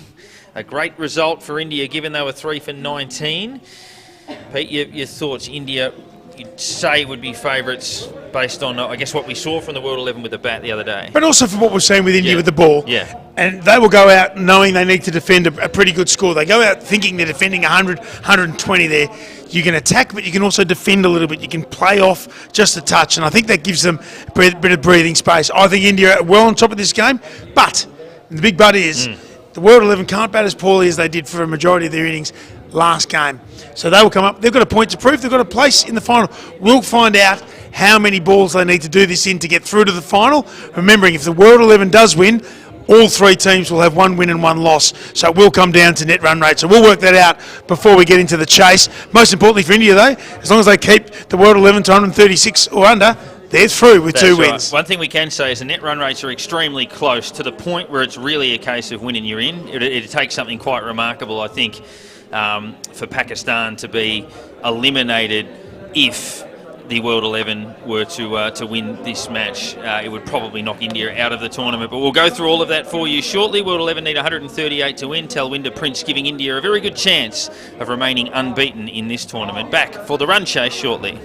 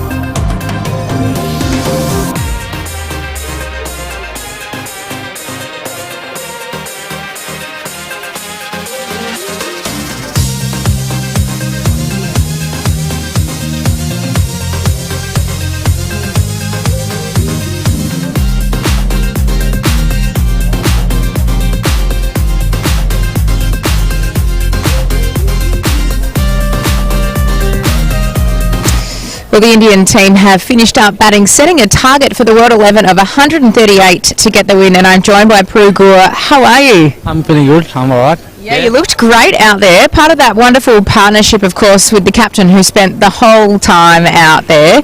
How are you guys feeling?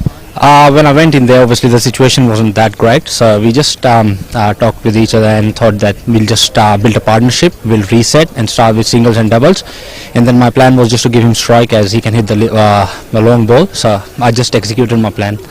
Good work, put it in his hands, and you ended up with some wonderful figures, 39 off 42. You've got to be happy with those numbers. Yeah, it's not too bad. In the end of the innings, I was trying to go too hard. I missed a couple of my shots, but I mean the wicket is a bit slow.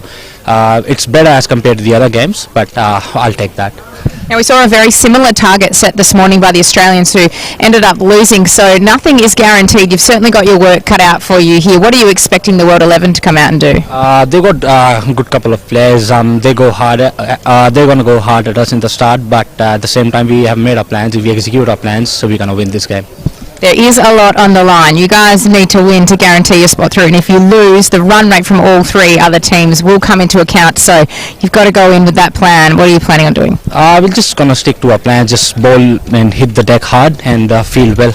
And I think it's a big ground. If we field well, save 2s and 4s, so we're going to win this game. Well, it'll come down to the wire, and it'll be an exciting match of cricket here. Prue Gore, thank you so much for joining us. You're looking wonderful out there. The second innings from the World 11 at the crease coming up very shortly.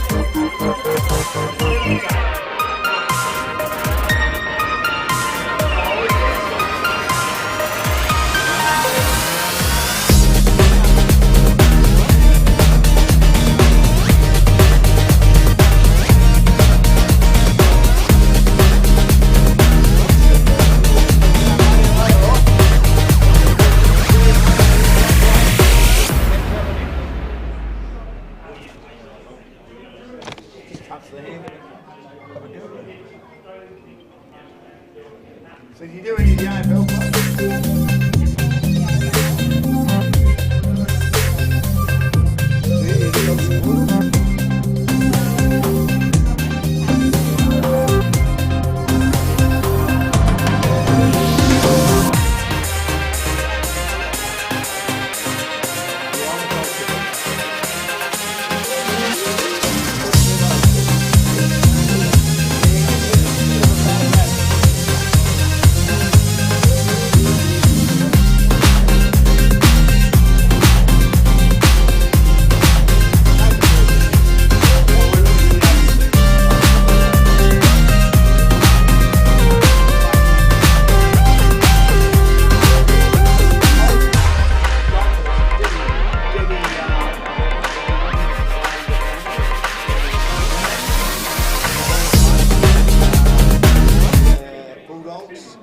Can't think of her name. She was, no, you know what I'm talking about. Debbie Lee. Yeah. Oh, well, she was heavily involved in the women's program. But Marcus Bonaparte, a few of the players I know pretty well, being a dog supporter. I mean, Bon's the vet, one of the best players I've met in footy. Same night. All right. We ready, guys?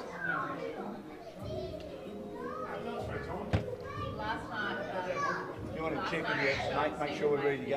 I can't hear you. But he speaks English too, doesn't he? Yeah. I can't hear you at all.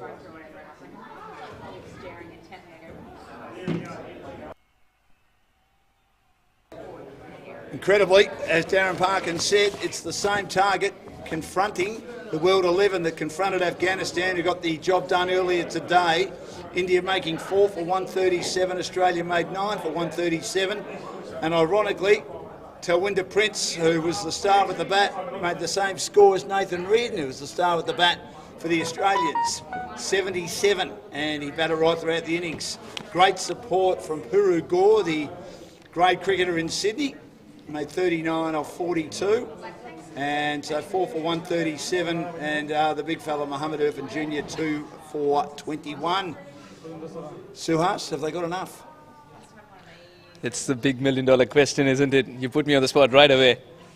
You didn't ease me into the commentary box. You put me on the spot right away. So, well, you're here to earn, all right, so big dollars, aren't you? And I'm picking you up tomorrow, so I'm making you work for that honour to be driving with me. Make sure you've got good insurance, good life insurance tomorrow. All right, I'd be checked. You'll be right. So, 138 required. Amjot batted pretty well the other day. He swung like a pretty fine-tuned door, got his team going and didn't get enough support, unfortunately. Yeah, Manjot Singh, the stats don't reflect that. It's just one game stat. They haven't really started many of those fields. Very soon would be filled. Amanjot is hoping for one cracking shot that gets him going. And here is Barinder Stran, Assad batting with him. And they just need a great start. It was a wonderful comeback from India, 3 for 19, a partnership for over 100 between Gur and also Prince. Got India right back into it. Shram bowls again, a short delivery, takes off, and avoiding it is Amjot, allows it to pass through, no run. Not a bad start for Barinder Sran. Just love the intensity right away. Wake-up call. No time wasted. Right on the money. A major sponsor, Oswood Timber and Hardware. If India win, they're straight through to the semi-finals and the World 11 eliminated like the Australians. Barinder Sran bowls again. It's pulled away. He managed to roll the wrist to ensure that he didn't hole out to fine leg, and he gets the first run of the innings. Sometimes you're still out there in the middle because you didn't hit it too well. That's what happens. Yeah. Right, the first run off the bat. Barinder Sran's already tested twice the shoulder height of the batter. Now will be pitching it up. It's got a bit overcast, hasn't it? The rain is on the way, but I was told it would be either late tonight or tomorrow morning. Lee is watching. Lee is making progress. Yes. Great man, Lee. This is down the leg side and taken well by the keeper, and it's Prince keeping. Doing a good job. He's doing everything out there. He's just batted right throughout the innings. Yeah, what do you Now think? He's captaining and he's also wicket keeping. Yeah, what do you think about the captaincy so far from Prince in this tournament? Oh, very good. He's got a very attacking field here with a slip and point and deep cover. Short extra cover, mid-off on the offside. Shram bowls again. He's on the back foot and pushing down Assad. No run, good bowling, short of a length once more. But in this run, gets the ball in hand, a bit of English weather we have. Couldn't have been luckier. It was bright and sunny. Well, this is the most overcast day we've had, and the wind has certainly picked up on the onside. So if the batters at this end want to go through the onside and go high and go hard, they should be able to clear the fence. Where's the tailing in Yorker? Run bowls again, getting a top edge Assad. Has he got enough of this to ensure that he gets a run? Absolutely. Did he get too much of it to be caught? No, and it bounces in front of the fielder with a deep backward square for a run. We get to figure out the control aspect of batting. Both these batters have swung their way to the leg side and picked up a single, but would have had their heart in their mouth. But in this run, trying to utilize the angle with which the ball leaves the right-hander. And that's exactly why slip is also interested. Sharad Lumba, he's moved a couple of steps back now. He's expecting more pace. We're into Shram again, bowling short. It's pulled away again. Rolling of the wrists a little bit. Didn't play it brilliantly, but remembering the field is placed deep, a deep backward square or forward square leg, so it landed in between. Once more, riding their luck a bit, the two openers, but Amjad gets his second run. Dan, I'll tell you what, this does not look like a regular start of a second innings, isn't it? You form a spider, everything behind square on the leg side. Correct. He's bowling down the leg side. He's not bowling to his field, is he? Which is an issue, just a little bit too short outside the off stump. So it's none for 4. Going for the 3-card trick, I think, with the fact that he's bowling down the leg side and bowling bounces, but the batters are doing well enough to keep it down sufficiently in the air for a while, as we've seen, and on that occasion, good shortish delivery.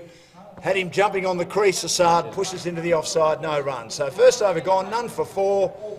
The target 138 after India did a great job to make 4 for 137.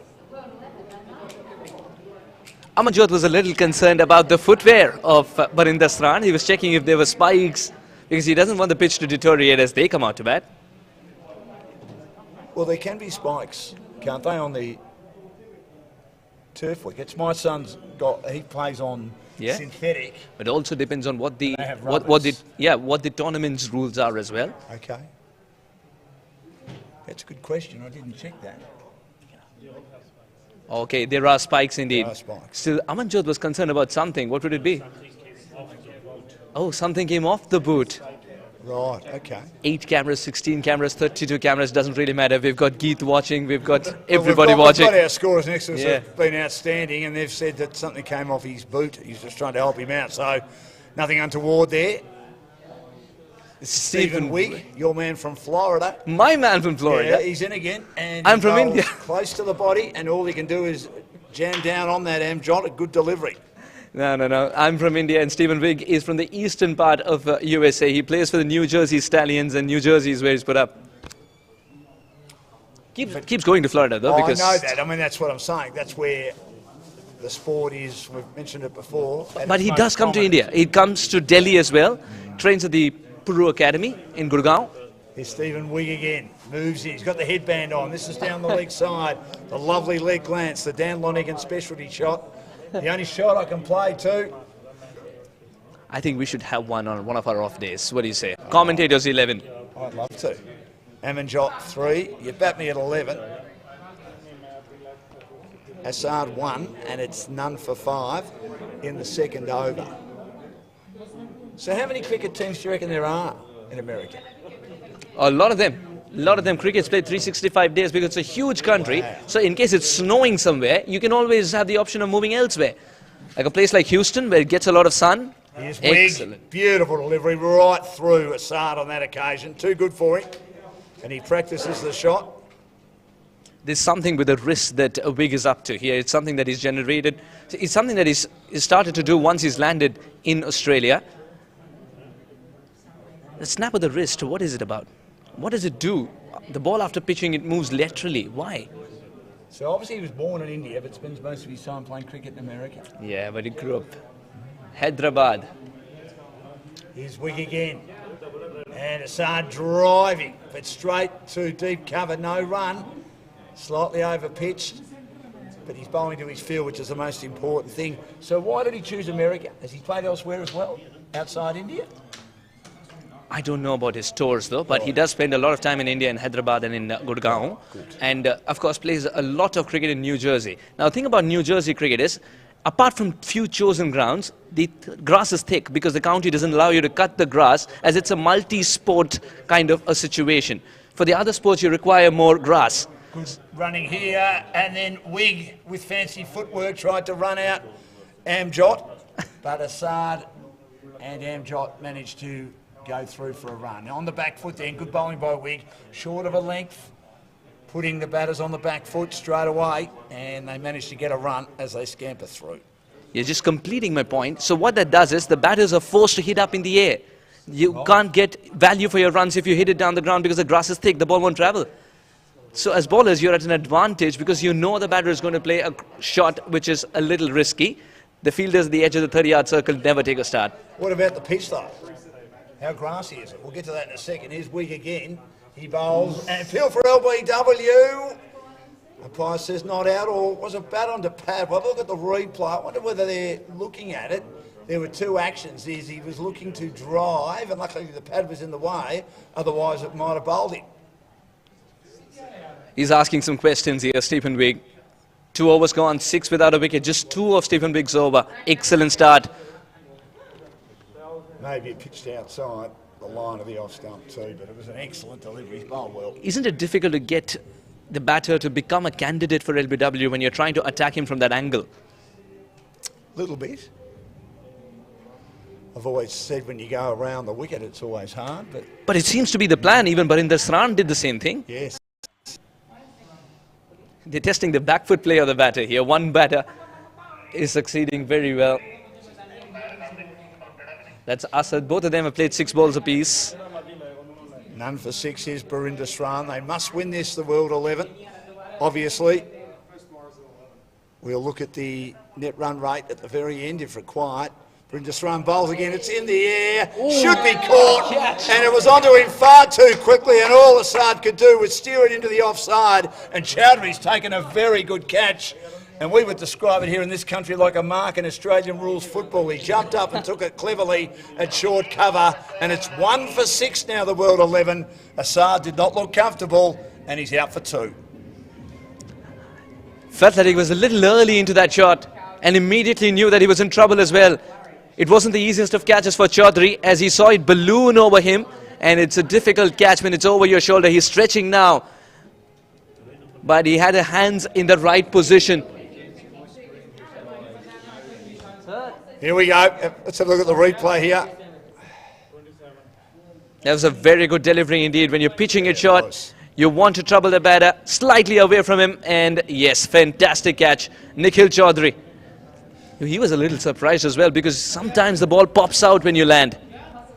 His bat was aiming to the offside, but I wonder, it was onto him so quickly, was he trying to flick it through the onside? But it certainly wasn't a good shot. Just steered it away because of the pace, beat him comprehensively, and Chowdhury took a very good catch. He fielded beautifully, I remember, in the first game against Pakistan. Batted okay too, didn't have the greatest day with the bat today when they were 3 for 19, but this rescued, of course, by Prince and Gurr. Yeah, this will do a world of good to his confidence for sure. And what it also does is, sometimes in cricket, you can just translate confidence from one department to the other. Here's Anthony Elaine from Barbados, the left-hander, ready for Sran again. And he cuts, but gee, great piece of fielding. A backward point by Gandhi. He was a great fielder. We haven't seen him bat the tournament yet. He was the one that won man of the matches for fun. The lead up to the final against Sri Lanka. Sri Lanka ultimately won it, and with both bat and ball, bowled beautifully the other day, but we haven't seen him have a hit in the tournament yet. Anthony's bringing the Caribbean flair to the tournament, of course. Yes. What a good shot that was. It's a little bit short and wide. Schran again bowls. That's short and wide again, and so wide that it's outside the blue line. It's the first time we've seen so much swing as well from Barinder Sran, because now he's bowling a testing length to make the batter drive. 1 for 7 in the third over. The wind never dies down here. No, it's picked up. So if you're a swing bowler, you're licking your lips. It was benign at the start of the first match. This is short outside the off stump. He looks to cut again. And slightly wide once more. Didn't really move his feet to try and pierce the gap there at point and cover point on the offside. He'll be flirting with danger if he gets it in the air. So he's tried to make the batter drive twice, but every time he's gone for a cut shot, he's looked more comfortable. Anthony, he's played one brilliant shot, which was the first one, but doesn't get value for those shots because they've gone straight to the fielder. Can't you now? This time he uppercuts a short delivery down towards the boundary. But the Indian fielding has been pretty good right throughout the tournament. That's a great return from Stephen Wigg down at third man. The nice uppercut there by Elaine. It was short and wide outside that off stump. As much as it was inviting, Dan, I think it's a little risky with the fielder placed exactly for that kind of a shot in Stephen Wigg. Well, he's bowling to the field, isn't he? So far, so good. The most important thing for the Indians. Defending 137, the same as Australia scored today, ironically, and the two highest scores of the tournament. In fact, equal high score, Nathan Reardon. And Prince, this is short, pulled away, and he's picked the gap over deep backward square for 6. Excellent. It was in front of his face, rolled the wrist. What a shot. Incredible hit indeed. He was waiting and camping on the back foot for a shot of this kind. And when the opportunity appeared, he swivels to perfection. He's got an eye like a dead fish, Amjot. We saw it yesterday as well. That's a beautiful shot. You've seen a dead fish, haven't you? It's got big eyes. It's Yes, 1 for 14. We're in the third over. This will definitely put some momentum back in World 11's favour.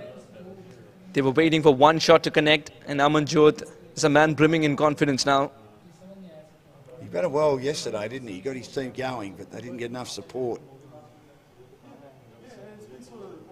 You can see what Barinder Sran's trying to do here, because you've got the fielder out at deep backward square, and he's trying to have him fall for the 3-card trick. But on that occasion, he bowled it probably a little bit too loosely, and he was able to pick the gap. So Wiggs moved around a little bit more from a squarish fine leg position to almost a fine deep backward square location. Is it going to make him angry here? Well, this is on the leg stump, and he tucks it away. Again down towards fine leg. Wigg comes in. And he gets 1 run. And he's the key again, Amanjot. You think the way he started. 3 gone, 15 for 1. So how impressed were you with Prince's batting? It was outstanding, wasn't it? And I thought Gour, giving him the support he did, what a lovely innings that was, 39 of 42, and indicated why he's playing cricket at a high level in Sydney in the Premier competition. Yes, you were calling it as I was watching it from behind, and I was just thinking to myself, the way he times his aggression and also takes care of Puru at the other end by being the senior person, understands that it's his responsibility to guide the youngster too. It was just a treat to watch, and that's exactly what got them to a respectable total of 138. Is it a match-winning score? It's a different story altogether, but a respectable total nonetheless. Stephen Wiggleball, his second over now. I mentioned earlier that Gour now plays at Canterbury Bankstown, the home of the Wars. Jeff Thompson, Lenny Pascoe, some great names there. And Randwick he started. I mentioned Alan Turner, John Dyson played a lot of tests for Australia. Greg Chappell described him as one of the slowest batters he played with. And Mike Whitney, of course, too, great left armour. Talking of great left armours, here's Stephen Wigg. He charges in. The umpire thinks about whether it's a wide and decides at the last minute after a long pause that it is a wide. Wiggs not happy with it. Why would he be? As he turned, he realized the umpire's ready to give him a bear hug. He doesn't want that. I think he would have taken the bear hug ahead of the wide with the arms outstretched. I think the ball moved a lot, but it moved a lot after it gone past the batter.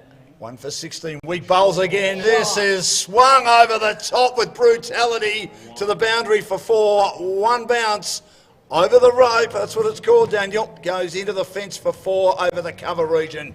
And that is what you call a stand and deliver smash. Oh, that's from the middle of the bat.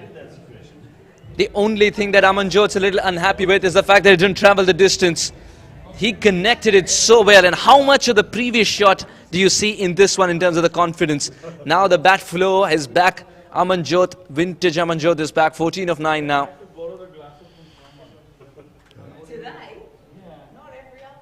Solidly built character. One on the leg side, one through the offside. Difficult shots. 14 off 9. There's a slip in place again. Weak bowls again. And he steers this one. 2 point, doesn't score. He did not move his feet. Hung the bat out to dry a bit, but had the bat angled sufficiently to ensure that he didn't get the edge. Played it okay. Dan, the story is that he's middling the ball really well, isn't it? Oh. Yes, there was a slip in place, but he's watching it till the last moment. Didn't place it to perfection this time around, but he's getting it from the middle of the bat. And that is something that he'll be mighty proud of early on in the innings. He's got a strike rate in his career of 130.54. Played a lot of cricket. Amanjot, and this time he pushes it away into the offside again. It was almost like played against Sam from the previous shot, along the ground, not moving the feet and just working the ball with the bat hanging out. 2 point and Tej Gandhi, no run. As far as Amanjot's concerned, you've covered a lot of cricket, especially when Amanjot's playing, I assume. So does he stand this way, or is it a reaction to Stephen Biggs' angle of attack? Well, I think he's just taking every ball on its merit and seeing what it's going to bring as he plays across the line here. He didn't get enough bat on that. He threw the kitchen sink at it with hard hands. Lucky for him, he keeps it along the ground, and he sort of moved across. He took a stance outside the off stump then in playing that shot, giving himself room but not scoring. Does that answer your question? No, my question was, why is he standing a little open-chested here? Is it to access the leg side a little more, or is it to counter Stephen Biggs' angle? Or is it the way he usually stands? That's what I'm asking. Or is it a reaction to Stephen Biggs' offering? Well, I will say, this is only the second time I've seen him bat, despite the fact he's played 95 games. But the way he's playing, he's destroying Stephen Wigg at the moment. Short outside the off stump. And he has managed to slash that one over the fielder standing at backward point. It goes to the boundary for 4. So he's all over Stephen Wigg at the moment. That's too much width for Stephen Biggs' liking. Couldn't have done much there. Easy pickings for a man who's seeing the ball really well. 18 or 12 now, Amanjot. The lane's hardly out the strike. Every time the ball's touched the bat in this over, it's gone for 4. He doesn't have to have the strike the way Amanjot's batting. Wiggs ready for him again, and he goes down the ground. He hits it high, but hasn't got enough of this. He should be caught. He is comfortably caught. It held up in the breeze, and the catch has been taken by Jat. And the second wicket falls. One more. Suddenly, when he was starting to bloom and blossom in this innings, it turns out to be a flash in the pan. Well, he went never down in the ground, control. But only high, not long. Yeah, and never in control. And Jatinder Jat called for it nice and early. The ball was swerving in the air, but he ensured nobody was near him as he completes the catch all by himself. No drama. That was his plan. Another one bites the dust here. The man that won the game for India the other night with the 6 over cover with the wind takes an excellent catch into that swirling breeze. Did a very good job to hold his ground and take it comfortably. So yes, he was going all right, wasn't he? Yeah, it's an open ground here, Dan. You expect more breeze compared to an oval? Oh, there's been a lot of breeze, and we generally get it. They don't miss down here, but it was just a bit benign a bit earlier today, but it's picked up as the day's gone on. You can look at the trees now. I mean, I've spoken to a few of the people that know this ground like the back of their hand, including the president, Chris Lambchops, and he told me that the breeze is strong. on a very, very dry, hot day. There is no breeze and there is no protection. But when the wind is up here, it's pretty hard to play into the wind. We saw it a lot last year in this competition. So Amanjot out for 18. It's 2 for 24 near the end of the fourth over. What a good comeback it was from Stephen Wigg after being hit away for a couple of boundaries. One of them, of course, was a very poor delivery. He needed to produce something special, slightly slower this time around. Amanjot, wanting to pounce on it, was a little too eager to go for the big shot. And a good catch by Jatinder Jatt means that's the end of the innings for him. It's the second wicket that's gone down. Maybe he doesn't know any other way though, does he? And that is just smack everything. So Wigg gets a wicket. And we're in the fifth over now. And Jatinder, as I say, the hero the other night for India. Yeah. Bowled pretty well too. Took some wickets. And again, outside the off stump, he beats Salane, who hasn't had any of the strike at all. Just been watching the Amanjot show at the other end, which has come to an end. And Pushpinder has arrived at the crease. He's done his bit with the ball in hand. Pushpinder now needs to translate some of that confidence with the bat in hand too. Needs to push and shove it around, doesn't he? Can play with words with Pushpinder. This is pulled away by Lane. He was cramped up in playing that shot, but in the end it was a beautiful shot. Saw it early, and despite the fact it looked awkward, he has pulled it along the ground through mid-wicket. An extraordinary shot.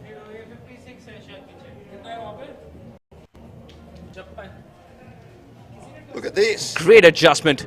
Realized it was coming on quicker than expected, but still just concentrates on placement. Timing followed, and boundary for the taking. Jatinder bowls, and he chops the next one away. Shy at the stumps, misses. Pushpinder, who's very, very quick, those little legs pumping, makes his ground comfortably. Number of fielders behind the wicket. There's a third man and fine leg inside the circle. And that was down to third man for the left-hander Lane. So he's 6 of 6. It's 2 for 29. They need a further 109 of 93 balls. And should they get the win, that's when the mathematicians and the calculators get out as to whether they've done enough to get into the semis. Jatinder bowls again. Good delivery. Squares up Pushpinder, who in the end, I'll probably give him the benefit of the doubt. I tend to with the batters. Yeah. Might have just brought the bat inside the line. Suhas. Yes, he definitely did. Now, of course, a win over here for World 11 would mean that all teams are interested. That's how closely contested this tournament is. Oh, wonderful delivery. No. Jatinder. No, it's not a replay. It's just the accuracy of Jatinder Jatt. Oh, that was even better. Look, again, I think he, at the last minute, because it was getting a little bit of late swing, he might have just brought the bat inside the line, but he really didn't quite know what was going on there. Overcast conditions and the ball moving around, beating the outside edge on a regular basis. Welcome to Edgbaston. 2 for 29. Last ball, the fifth over. He dabs into the offside. He thinks about a run. He's sent back. Pushpinder. And there's one of the best fielders in the team, Chowdhury, lurking with intent in the covers. And that completes the over. 5 gone. I love working with you, Suhas, but I'm going to take a break. The great man, Darren Parkham, one of the best in the business, is going to join you. Thank you very much, Dan. Replaced by Darren. Welcome, Dash. 29 for 2 in 5. Good to be here in India. Well placed and good timing from the captain there. Jatinder took the catch in the previous over and then brought him on to bowl. Obviously, you're in the game. Your confidence is up. And apart from that one beautiful shot for 4, he executed really well. 2 for 29 at the end of 5. 1 to come in the power play. So World 11 get one more chance with the fielding restrictions in place. I did not think of this. Sharad Lumba introduced into the attack inside the power play. Interesting move for India here with, again, slower bowling inside the power play. So the equation 109 off 90, that's not a million miles over a runner ball, 7.27, but a couple of wickets already in the shed and India bowling well. This could be tactical as well because now they're playing with the mind of the batters here, the Indians. They're saying the final over of the power play, would they go for a big shot? Who do we throw it to? Sharad Lumba. But they're a little more enticed to go for the biggies. 3 wickets in the power play. I think statistically, if you look over the history of T20 cricket, teams that take 3 wickets in the power play win about 80% of matches. So they've gone after them again here, and he's almost done a full 360 in the crease and turned all the way around. It's almost hit the stumps. He's almost put it in the keeper's gloves. Sharad Lumba is thanking his stars. That wasn't the best of his deliveries. It was a loosener. That should have been put away. This time he doesn't miss out. He's got a bit of bat on this one. 2 for the taking for sure. He's jogging back for the second. And that's a good result. They have positive intent going after him, that's for sure. Yeah, 3 wickets in the power play is generally a bit of a death blow for teams. So World 11 have got to get through this. Keep the 8 wickets in hand.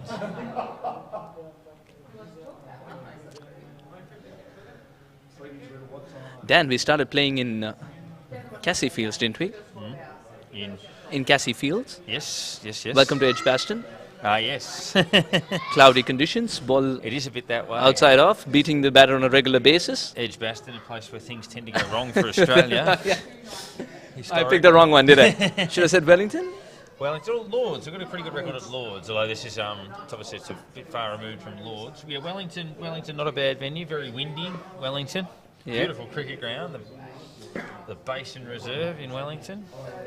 I've never had the opportunity to go there, at least not till now. That's part of my global tour. So my aim is to see a test in every country, as I'm sure most people do. So, Nice. That's pilgrimage. I've seen England, I've seen Australia, and I've seen New Zealand. So obviously got quite a few more to tick off. When you're planning India, we can teach you a lot of vocabulary. We're waiting. Always can. Just to return the favour. This year's series coming up. Well, next year's series should be a good one. Is that time for Virat Kohli? Does he make the ton? Does he break through there? He's been a good player, but obviously hasn't been able to break that century drought. He keeps getting 70s and 80s and good scores and contributes, but he'd love to break the 100 drought against the Australians, surely. Every time an Aussie starts a sentence with Virat Kohli is a good player, but that's when I stop listening. Oh, look, he's a good player. In fact, he's an absolute superstar. Yeah, good player, but sounds insulting. I should have just said he's a good player and left it at that. Yeah, we put the full stops wherever we want to. 33 for 2 with the ball to go to finish the 6th. Lumba's ball really well after the first blip, and that's the way it shall be. He's kept it tight with just 2 fielders cushioning the boundary rope.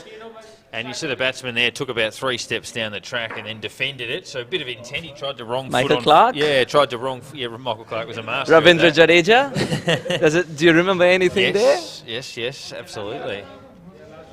I remember one of my earliest cricket games. I remember was the '92 World Cup where Australia played India in Brisbane.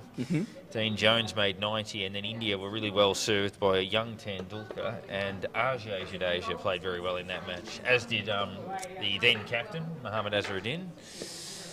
So I think Australia won by 1 run. One of the tighter finishes. What a game it must have been.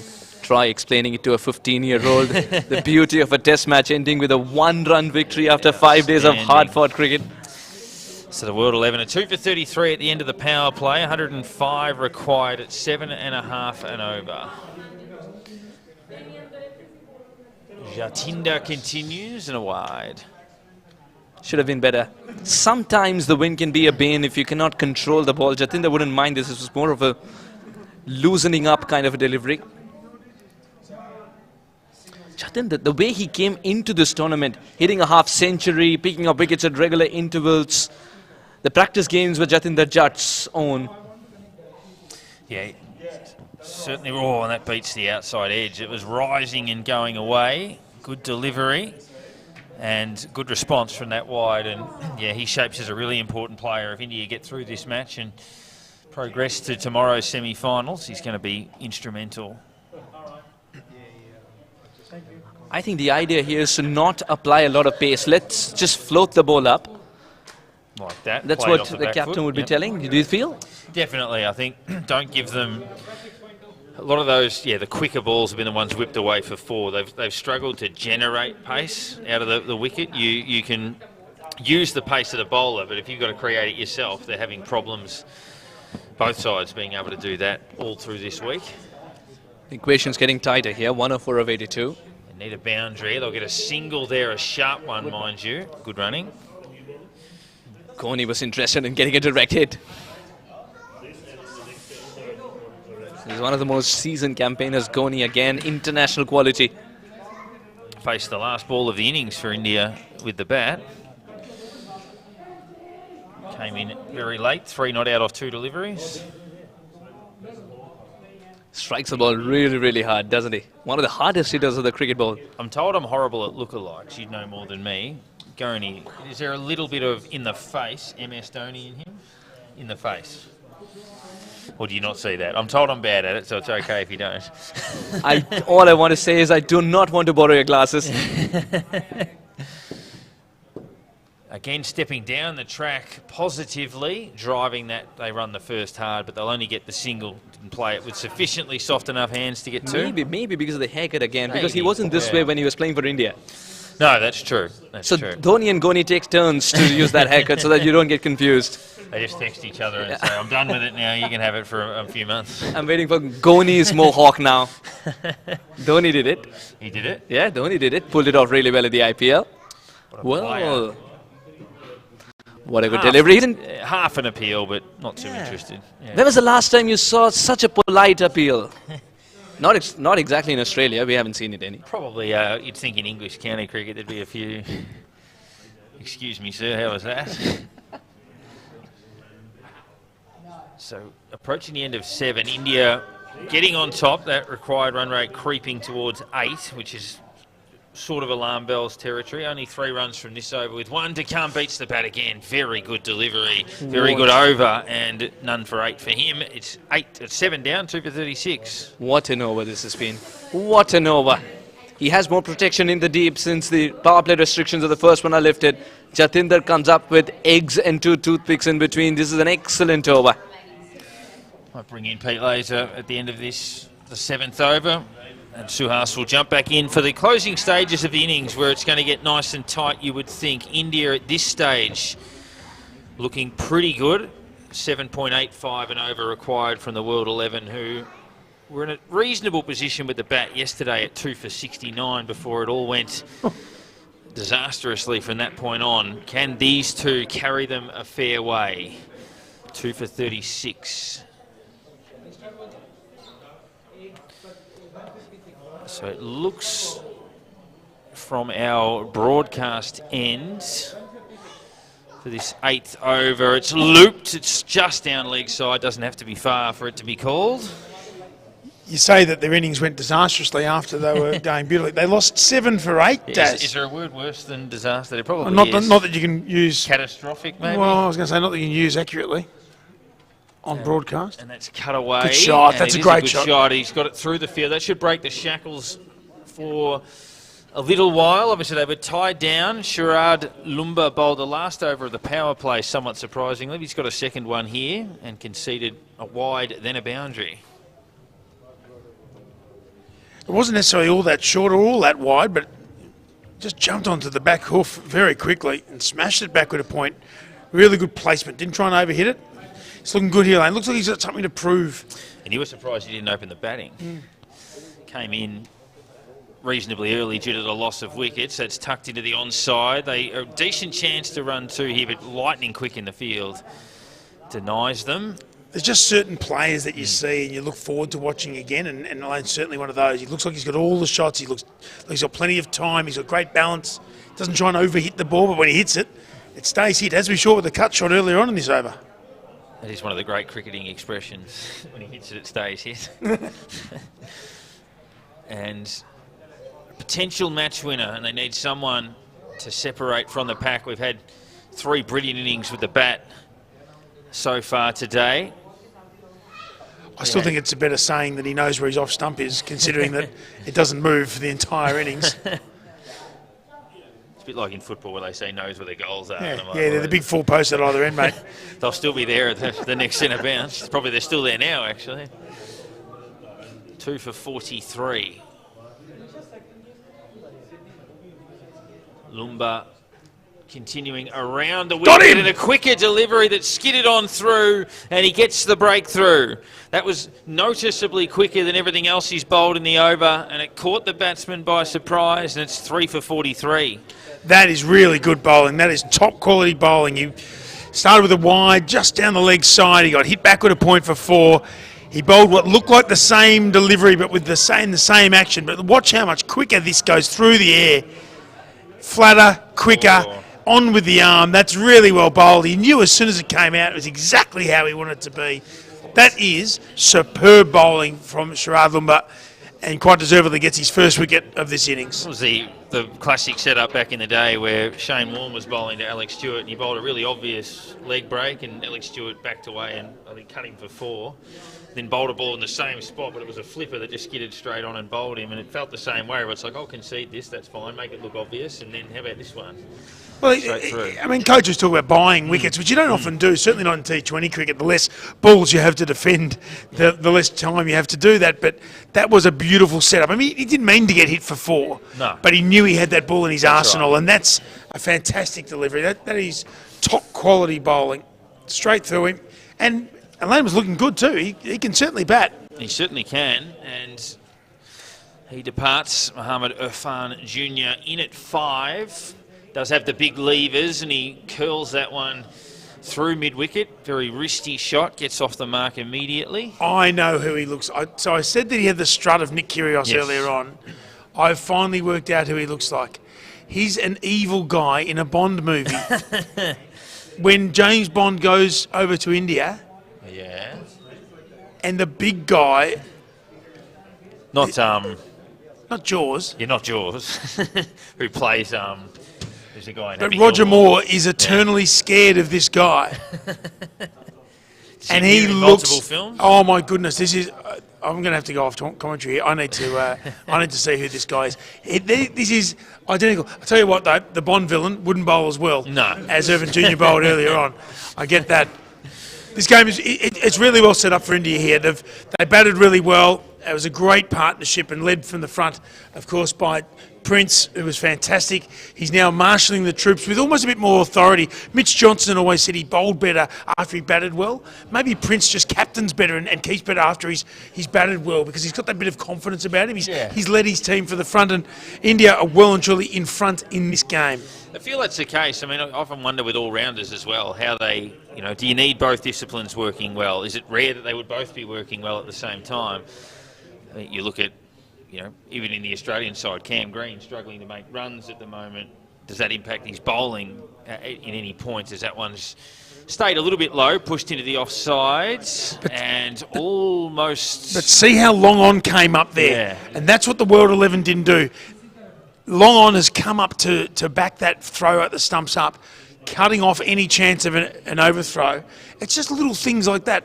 1 run here, 2 runs there, 1 run, and that is the difference in these games. How many runs did India get on that? Probably 10 or 12 from overthrows? Yeah. And again, gets the informed batter on strike. You turn 1 into 2. But I really like that. Little things, they're doing well today, India. Jatinda bowling the 3rd over of this spell. Carbon copy of the previous, although that one goes a little bit wider. Still be just the single. Doing the fielding there. And I just think that when you do the little things well enough for long enough, that can be the difference in relatively low-scoring T20 games, which is what we're seeing here. I mean, it's a huge ground here at Casey Fields. So don't be thinking 180s, 190s. You're not going to be getting those scores. And the small margins we had, India beating Pakistan off the last ball, Afghanistan's tight win against Sri Lanka. Even Pakistan winning in the last over yesterday against this World 11 team. So the required run rate's just hit 8. But the World 11 have 3 out. I know India was 3 for 19 and produced the partnership of the tournament. The World 11 are going to have to do something pretty similar. Jatinda, as that's pushed into the offside. Pete Lowe's are trying to find us that Bond villain. I think it's from Octopussy. One of the great Bond films. Probably Roger Moore's best, I think. Roger Moore is the best. I actually reckon the most recent bloke actually surpassed Sean Connery. I reckon Daniel Craig. You must be kidding yourself. Darren Parkin, you need... Where's a big mirror for you? As that's flicked behind square on the onside, just in front of square for one. Where do you have George Lazenby in the mix? I have him well and truly in last position. Well and truly? Yeah, and the movie actually wasn't that bad. Wasn't bad, yeah, on Her Majesty's Secret Service. The movie actually helped him, and yet he was horrible. Whereas I reckon Pierce Brosnan was the other way around. Good Bond, bad films. apart from Goldeneye. Very 90s try-hard films, unfortunately. Goldeneye was good, but I reckon he was a good Bond, but let down by poor films. Jatinder, last ball of the over, and that's pushed straight back to him for another dot ball. 4 runs off it, 3 for 48. So we look at the setup now, 90 still required from 11 overs, so the run rates required is snuck over 8 per over when they're travelling at 5 and a bit. So it's going to take a change in attitude here from the World 11. I think that the overs of pushing around and getting 1s and 2s, I think that's been and gone. They're going to have to go hard, and they're going to have to sort of back themselves here, because if they don't win, there's no use getting close. No, that's right. Yeah. So you may as well look and say, okay, we've got 66 deliveries left. We're going to have to hit at least 8 or 10 boundaries to get into almost this. 1 and over, whereas, I mean, Afghanistan had the cushion. I know they won anyway, but they had the cushion of being able to get within 10, and the net run rate would have been okay. They have to win here. They have to win. And they probably have to do it with a couple of balls to spare, but they need a boundary and over. This is the 10th. We talk about movie references. There's Gandhi coming in, the left armour, good player, and that's just nudged down to third or short third for a single. We talk of movie references, and my favourite life saying is from Gadiga, and they said, don't leave anything for the swim back.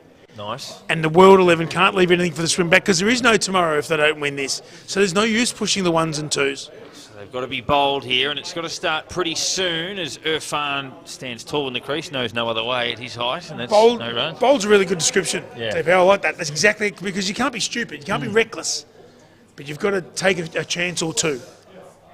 Tej Gundy continuing, loops that one up, wide of off stump, and allowed to pass. Irfan looks puzzlingly at the umpire and says, why aren't your arms out? Dot ball. It's amazing how many players try and umpire. Just let the umpires umpire, and maybe you use your bat. And he's been stumped, has he? He stepped out of the crease. They're going to have a look at that. He definitely took a step out. Did he get back? He's got long legs. He's got very long legs, has Mohamed Irfan. He's going to need them here to get back into his ground. He definitely took a couple of strides forward. Quick work from the keeper. It was really good work from the keeper. We've seen 2 good attempted stumpings, I should say, because we haven't seen one Trying to given read as his yet. body language. He came together with his partner, and you usually get a bit of a gauge where they nod or shake a head or look a little bit quizzical. He did lose balance. Yeah. But again, losing balance doesn't mean you're out. It doesn't mean that you've raised your back foot, which is what it's going to come down to. He's just leaning on the bat at the moment, Irfan. He doesn't look too concerned. So out of the crease there, and foot in the air. Did he get that down in time for the bail? I reckon he's okay. No, I reckon he's gone. You reckon he's gone? I reckon the foot is in the When air the bail there. dislodges. Oh. It's very tight. We almost need a frame in between the two. Well, Daz has given it not out. I've given it out because that's up. It's up there. And the stump's away from the bail there. So, but as always, it's not our decision, is it? He is right next to us, so we're putting the pressure on him. Not at all. And Mohamed Irfan is going to, I think, get the benefit of having 11-foot long legs. And he got it down in time. A batsman who was built like me would have been out, but Mohamed Irfan's long levers have got him back. And that's about as close as it gets. I reckon we need one, if there was a way that we had one frame in between the two. But you can only give the decision based on what you're seeing in front of you. So if there's doubt, then as usual, it goes to the batsman. But also, if there's no doubt, you make the decision, and that's the decision. And everyone is happy with that because someone's had a very close look on a big screen right in front of them. So I like that. So Gandhi into Irfan once more. Just making a couple of minor adjustments to the field. Now he's ready to go. The left arm spinner. Irfan plays back in the crease, nice and safe this time. Got so far back he almost stood on the stumps. A let-off, we'll say, for the World 11. A let-off. And he's reached for that one, trying to hit it down the ground. He's edged it over the vacant slips region, and they should be able to pick up a couple for that. So Certainly luck going the way of the batting side in that over. That could have gone anywhere. It ends with 3 runs from it. Halfway point of the innings, 3 for 51. Dan Lonigan to jump back in with a World 11, still needing 87 runs to win, and it's getting harder. Well, we talk about playing bold, and I really like that description from Darren Parkin earlier on. They've got to be bold, and they're going to need a bit of luck as well, as you do in T20 cricket when you're chasing a total and you're chasing a big total, which they are at this stage. And 3 for 51 at the halfway mark is not where the World 11 would want to be. But they're still out there. They've got some good players in. They've got another couple to come in as well, should they be required. So a little bit of luck, a little bit of... I thought that stumping, Pete, was not out because I think they would have had to look at it forever. And if you're looking at forever, you're looking for something that's not there. That's how I look at the third umpire. No, the umpire saw what was there and he gave it not out, and that's all that really matters. Well, exactly right. But and as with all umpiring, as with all umpiring decisions, you can have your own opinions, but there's only one that actually matters. And that's the one that communicates it to the on-field umpire, saying it is not out, and we move on. And what I do like is the acceptance of the decisions, and then we move on. I reckon that's exactly how it should be. That's how cricket should be played. Pushpinder facing and chopping away, dissecting backward point, and it goes to the boundary for 4. That'll help. That outfield is so quick, as we keep saying, 3 for 55. Tell you what wasn't helping there is probably our little supporter just standing right on the boundary line in the line of fire, so there's going to be no dive towards the ball. Yeah. Good shot though, weighted on it beautifully. Late cut, it's not an easy shot to play, and a bit of extra bounce too, a bit of pace on the ball. Well played. Gets a flatter delivery that he manages to carve away out to deep cover again, a little bit short from Chaudhry. Tell you what was even better about that late cut is that the short third and the backward point are both in that zone and yet pierced the gap beautifully. That's perfect batting. Only 6 or 7 metres away, as you say, Pete. This is turned around the corner. Risky play by Mohamed Afan Jr. and they get 2. Again, the field pretty deep on the onside inside the circle. Straight away said, let's go. There's 2 there, and they took off. And that's the sort of urgency. That's the boldness that Darren was talking about earlier on. It doesn't always have to be big 4s and 6s. Sometimes there's a boldness in your running between wickets. But they need a couple of them. And this time, Mohamed Irfan tries to go for the big hit. Luckily for him, he didn't get enough of it, and it bounces in front of deep backward square, and he gets 1 run. I thought he was going to hole out originally, Pete, but lucky for him, it just bounced in front. Certainly with the breeze behind it too. We've seen a few carry. Gets good bounce. He rolls the wrists and plays it down to squarish short third man. Chaudhry gets some good bounce with his leg, doesn't he? He's pretty tall for a leg spinner, isn't he? He is, but he's got a really good rip on the ball. He's not necessarily spinning at a mile, but he's getting plenty of bounce, and that can be just as effective. 3 for 60. Oh, gets beaten outside the off stump. That was a beautiful delivery. A leg break that just absolutely bamboozled the big man.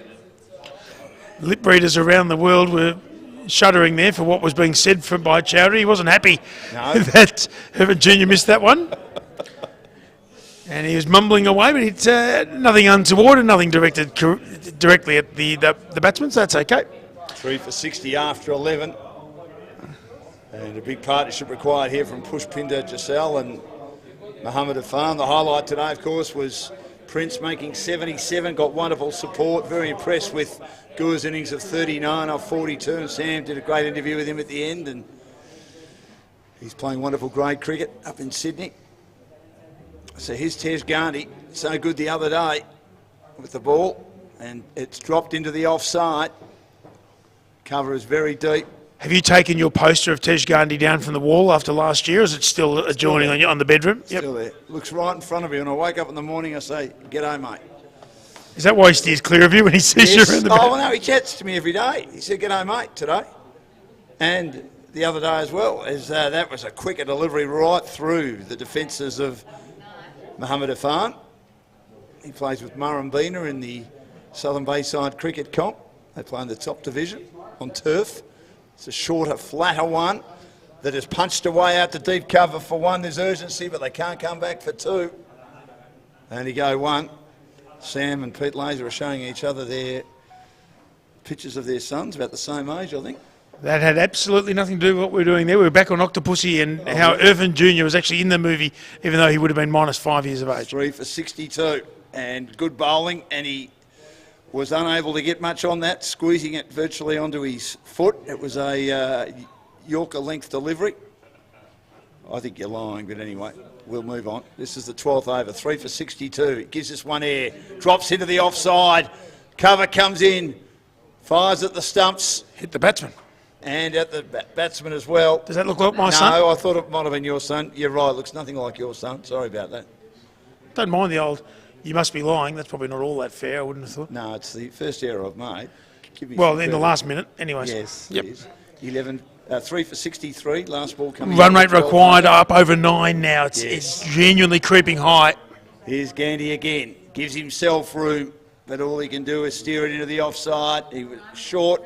Mohammed Irfan disappointed, as in the road was the solid figure of the big man, Goni, and that's the end of the over. None for 6 from 2. How well's he going? Really well. Yeah. But his control is fantastic. He's bowled 2 overs. As a left arm orthodox, to go for 3 runs in each of your first 2 overs. Bowl to your field, understanding what you're good at. And he's not chasing wickets. He's doing his job for the team, and that's really good bowling. They are excellent containing bowlers, the left arm orthodox. Why is that the case, do you think, Pete? Spinning away from the right-hander always else. It just creates that element of doubt. Yeah. They can sometimes also rotate on their right so that they can actually get a bit of bounce as well. So if it can hit the same, it can actually bounce a little bit or sometimes get a little bit of turn. So it's just adding a few different, like leg spinners. They're not necessarily great containers because they can bowl the 4-ball, the full toss, but they get it right, they become really hard to hit because of all the elements that are... Shane Warne was never hit that much, was he? Well, you're talking about the best of all time. Oh, that's exactly right. As he's driven down the ground, Puru Gorse coming to the attack after batting so well. He bowled pretty well the other night too. Very good cricketer, this young man. Big raps on him. Gore's a good cricketer, and of course the captain will have confidence in him because they batted together for a very long time. They did put on over 100 when the team was in trouble at 3 for 19, and a flatter delivery. It takes the outside edge of the big fella's bat, but somehow outside edge that for 4 wide. It looked like the outside edge, but obviously he got more than that because it's gone to the boundary for 4. That was an extraordinary shot. He tossed it up and he's just gone bang. He but smashed. It looked very awkward off the bat originally. Smashed that right over the bowler's head. Have a look at that. Oh, Bang. yeah, exactly. That is off the middle of the stick, and that has flown to the boundary line. Well played. Really good shot. Waited for it. Will that give him some confidence? With minimal backlift. And now he swings the next one through mid-wicket. Again with minimal backlift. And a 4 and a 1. He almost tries to swat those 4s, doesn't he? He swats them with he's a big man with his big forearms, tries to swat them over them. It just looked like he didn't go through with the shot. Well, on this occasion, his teammate does, Pushy, and the 2 fielders meet out in the deep mid-wicket and long on. He didn't quite get all of it for a boundary, but he certainly played that pretty well over the top. So Puru Gore is throwing it up, tossing it up. This one's a flatter delivery, dropped away on the offside, and they will run through. Only takes him about 8 or 9 strikes, the big fella to get through, Pete. It's the over they need here, the World 11. So this last delivery, can Gore get out of this over for 9, or can they find a boundary? If they can make this a 13 or 15 run over, that's what the World 11 need here. 3 for 72, the target 138. Shorter, flatter one, he hits this in the air. The fielder's there. Can he take the catch? It holds up for him. He's caught. Caught at long on. Pete Laser and Dan Lonigan, we are the commentator's curse as we provided on that occasion. It just held up. Normally with the wind that would clear. He didn't get enough of it, and the catch is taken in the deep. And Puru Gur, having a great match, gets the big wicket of Mohammed Irfan for 14, and they're 4 for 72, the World 11. Still a long way from victory. Irfan had to go, though. There's no problems with that. He was hitting them well. He had a beautiful straight drive earlier on. But if you're going to try and clear someone at long on a big ground, you've got to back yourself all the way. And he just didn't get all of it. Just a little, just didn't quite get all of it, and hit it directly down his throat. The long on did not have to move. So Puru Gore gets the wicket. He's got 1 for 9. And as we said before, when the run rate required is 9.5, if you go for 9, you win the game. He certainly didn't get all of it. And straight down the throat of long on. Really good camera work there to have the ball right in the middle. I liked it. And Gore gets a wicket. So 1 for 9. He's almost bought the wicket, like we said earlier on, has happened too.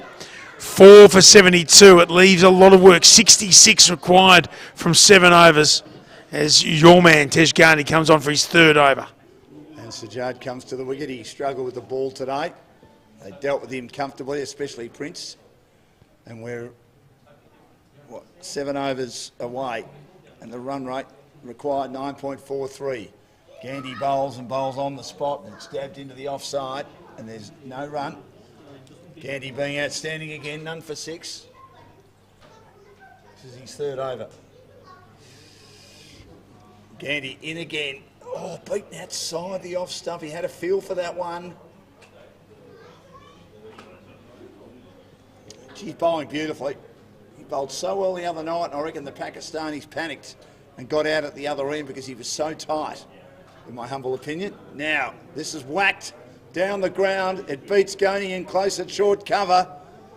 Wigg does the fielding on the wide, long off boundary, and he rips it back in. And they get 2. They get 1. The first run in the over. Yes. Required race touched 10. Yeah, that's a real concern, isn't it? Yeah, the second half of 19. the second half of the over needs to have an appointment with the boundary rope. That's close. That for LBW, that's plumb. Absolutely plumb. Came right across his stumps.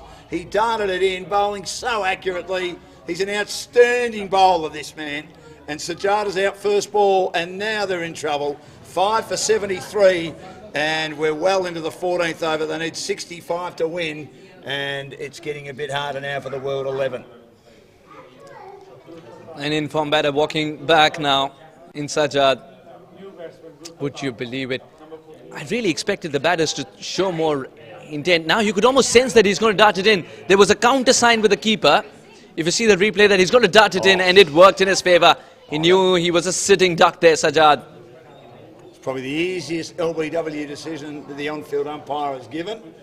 And our man next door, the 3rd umpire, has agreed with us. Yeah, he got the difficult ones. For the quota for the difficult ones is done. Well, the next man's come in. He's got Gary on his back, on his shirt. And that, of course, is Gurpratap Singh. We'll just call him Gary. And he drops it away on the offside. He's just giving you nothing, is he? He's just almost getting through the defences. They have to clamp down each time. It's brilliant to watch, isn't it? No, it's not going to win them the game. Gary Gurpratap Singh faces Tej Gandhi. Again outside the off stump. And he was looking to cut. And magnificent bowling. He just holds it back a bit. If you can bowl any slower as a left-arm orthodox spinner, he is just changing up his pace, changing the way he's bowling. Every delivery is like a box of chocolates. Sensational. Do you like your chocolates? 5 for 75. 14 gone. I totally 5 for do. 73, I should say. Yeah, your commentary is sumptuous. I appreciate that. How good has Tej Gandhi been? Hasn't been used with the bat yet. Yeah, I mean, with the required rate, 1 for 7, the required rate's touching 10 and you give away only 1 and pick up a wicket, you've answered above and beyond the call of duty. Well, the first ball of a new over. Puru, who got a wicket. He was expensive in the last over, but got a wicket. Getting Muhammad Afan, who hit one outstanding boundary. They had to rejig the batting order. With a very short arm jab, which to me didn't look like it was in the middle of the bat, but obviously wasn't. There was one later on, he got caught on the fence where he didn't get enough of it. But somebody had to rejig the batting order because they need some momentum. Otherwise, World 11 are losing this quicker than they expected to. Gurpratap Singh. Yeah. We haven't seen a team requiring 12 and over up until now. It's the lack of intent that's worrying me. Again, attempting to cut, and there's a slip in place. Now, you don't normally see that in T20 cricket either. Suhas. No, a situation such, why not? And those are very safe pair of hands in Sharad Lumba. Defended into the offside. Just, again, very hard to get away. Puru God's completing the over so quickly. He's no wonder is the captain's best friend. especially when the bonus is a word that's buzzing around. It's a flat delivery. It's chopped away out to Chowdhury. So impressive in the field. Great outfielder, but on that occasion it's not taken cleanly. Although there might be a run out here because he thought that there might have been an overthrow. And he had to get on his bike and reverse so quickly then. And he did. Gary. Gupata. He's got Gary on his shirt, as we've said. And Kerr bowls again. He was advancing and he had to go back because it was darted in quickly. Almost yorked him. First mistake made in the field. Just 4 runs of it. 77 for 5, bowled 11. 61 required of the last 5. The man who kept the other day, of course, in Jaskaran, was the player that misfielded on that occasion. Prince is the man who's doing the wicket keeping. It's been a few starts. Amanjot Singh got 18. I mean, Pushpinder's 22 not out. Mohammed Afan 14 off 19 and Anthony Elaine 13 off 15.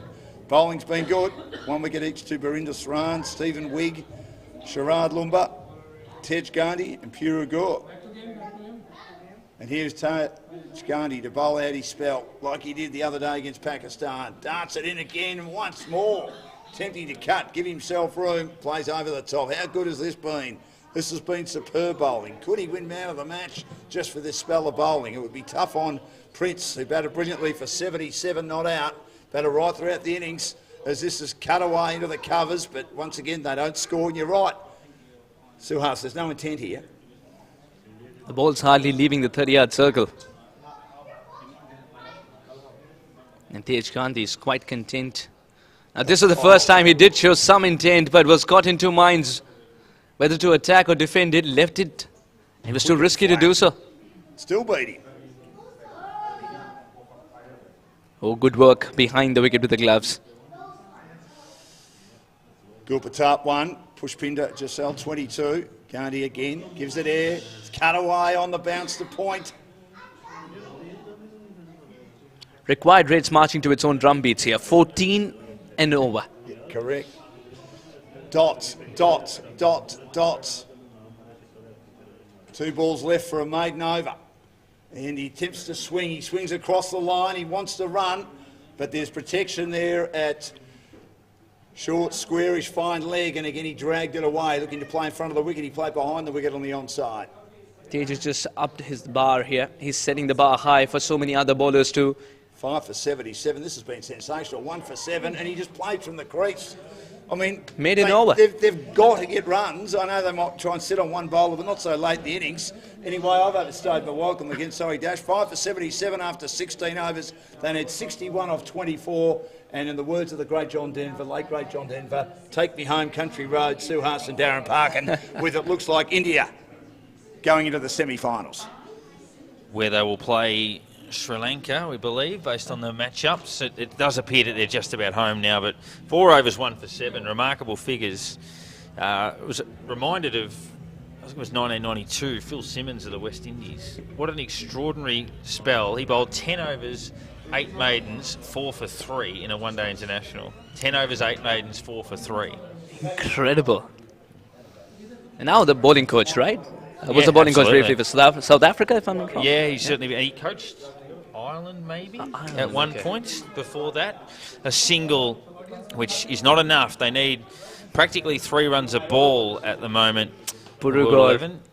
It's a great time to come in and bowl as well. That's the additional bit of risk taken, and the reward will not be reaped. He gets around it. The ball also slowed down. Would you believe it? Now, it's a great time to come in and bowl if you're Puru Gore, isn't it? The opposition pressure off, requiring yeah. 14 and over. They're going to come after you. You are the best when they come after you. With 1 good over, you can pretty much end the game just about. Put it completely beyond reach. Like, that's a nice shot, but they're just unable to beat the fielder in the deep. That's twice now they've played it well out there and only got 2, and 2 is still not enough. I understand that it suddenly looks like there are 16 men on the field. India have put their whole squad in there. It does feel that way sometimes, I'm sure, if you're out there. That the But- ground is either smaller or there's fielders everywhere. Gary's got to believe he's got to go for the big shot here. Again, another single that's not going to pinch India much. It's the big shot where you make the fielders look redundant. That's what will keep you in the game. World 11 are not even searching for it. Runs coming in singles and twos. Well, 55 off 20 basically means you need to score 3 runs a ball to win. So twos are actually taking you backwards in the game. That's how desperate the situation is for the World 11 now. Puru Singh ensures that he's a fielder of his own bowling and very quickly resets to bowl the next one. That is exactly why we were talking about how good a friend you are to the captain. If you can finish your overs quickly. For 2 reasons. One, it also increases the pressure on the opposition. This should be taken. This begging to be taken falls safely. It's always amazing in a cricket game that a ball can spend that much time in the air and a fielder doesn't get there. Who gets there? Who gets there first? No prizes for guessing. It happens an amazing amount of times that a ball will be in the air for 10 seconds and it still lands safely. Puru cannot believe it. And he's not a fast bowler that he runs in this follow-through towards the batter. That's not the case. 84 for 5 in deep trouble there, World 11, despite not losing a wicket on the last ball of Puru. So they need a huge over. It's as simple as that. They need a 22, 24 run over. Multiple boundaries. They'd love was it Yuvraj Singh that took the 6 sixes in an over? So they need something like that. It feels certainly beyond them. India look as if they've set up tomorrow's matches. We know we have Pakistan playing Afghanistan, which will be a belter of a game. Afghanistan have been terrific in this tournament, and Pakistan have got a lot of talent. Absolutely, they do. Darren Paddup. Yeah, absolutely. I wouldn't mind getting You amongst said it. that you'd swing for the fences. You said that you can get it down. 54 of 18 is getting more troublesome. The current rate is not something you want to look at if you're a World 11 fan.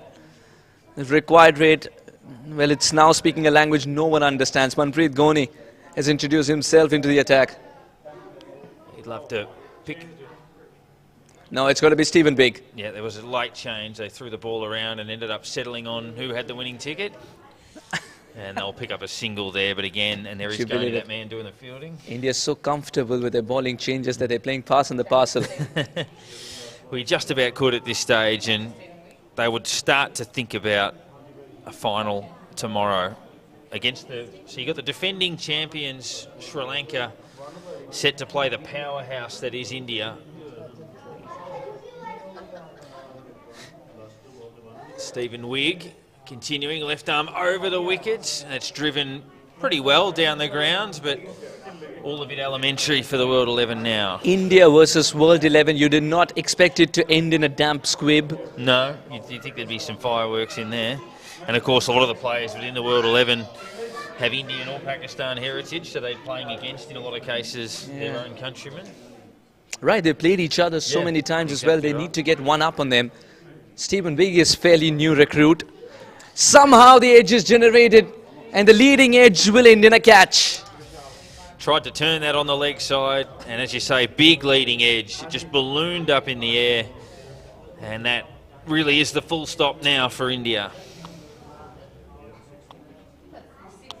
Stephen Big is not complaining at all.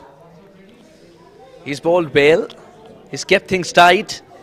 Only rewarded for that. He's got a lovely head of hair. I don't think he's ever going to need a wig.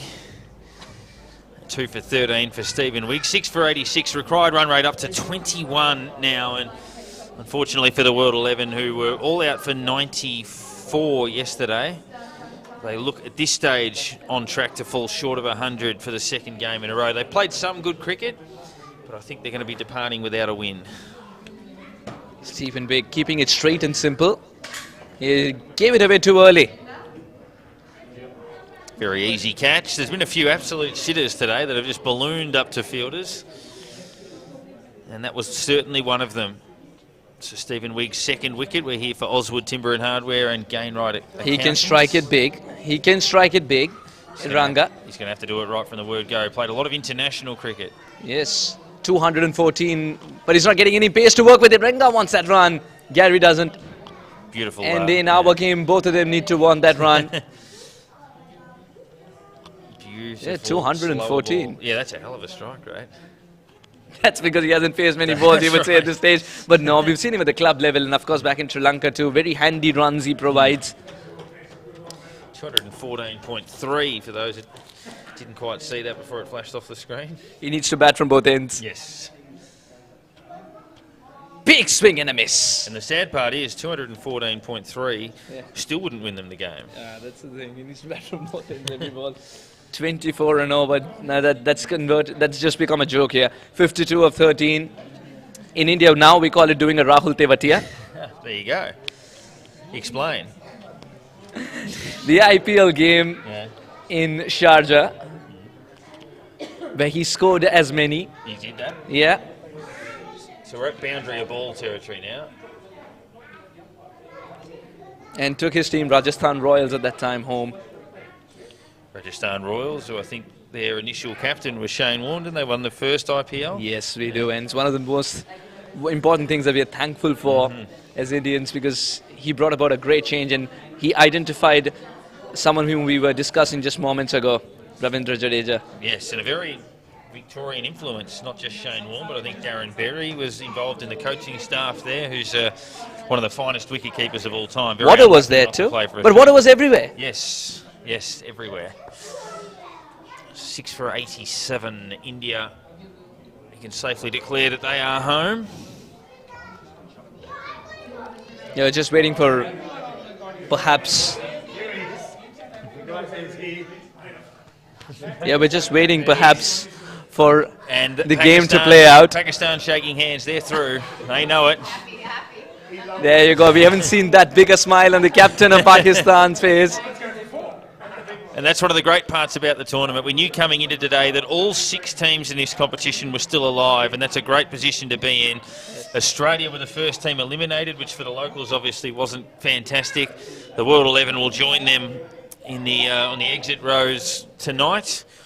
And Pakistan will play Afghanistan, next door neighbours geographically, and it'll be a fantastic game. Yes, there's always a tussle. And India, Sri Lanka, they've played in World Cup finals against each other, obviously last year, of course, as well. And Afghanistan, Pakistan, first cab off the rank. All right, so Aussie Cricket League's going to be a subcontinental affair from here on. Afghanistan, Pakistan, India v Sri Lanka. Fantastic matchups. That Afghanistan-Pakistan match got blockbuster written all over it on what we've seen in this tournament so far. So India have got 10 balls here to close this out. When was the last time in T20 cricket? We're waiting for time to play it out. That's right. That's exactly right. Test match is so much alive in T20. Yeah, this one's in the book. Jatinder will bowl out here, yet to take a wicket. He'd love to change that, and he has immediately. Tickled through to the keeper. That's enough. 1 for 13. He gets the reward. Gary's on his way. 7 for 88. Yeah, a day late and a dollar shot there, Gary. 25 of 34, the only man who looked like he's got a start and can kick into the next gear, never did so. Was caught at the non-strikers end, felt manacled at the non-strikers end at the wrong times in the game. Spot on. And then the momentum was never there with World 11. Never. They never looked in the run chase after a period of time. About 12 overs later, it was all India. 7 for 88, the World 11. They lose their better performers of the day. We're down to 8 deliveries left in this match. Jatinder gets a well-earned wicket. His scoring rate's been very steady. He's only gone at 3 and a bit and over. Been part of this Indian side that's really given them nothing through this. Just a light touch. That's all it takes. Batsman knew straight away. Didn't even need the decision. As he comes in again, that one's cut away and they'll pick up a run. Good chance just for these 2 batsmen at the crease just to knock a few around. Maybe hit a boundary or 2 and just enjoy their last little period in the tournament. Yeah, it's never a good sign when you see your teammates already packing the bags. Yes, that's right. It's never a good sign, but India fought back really well. World 11 was big swing and a miss once again. That'll do. 36 for 2 they were at the end of 6 overs. Later on, India clawed themselves back into the game with wickets at regular intervals to ensure they pin World 11 down for 89 for 7 and 1 more over to go with 48 to defend.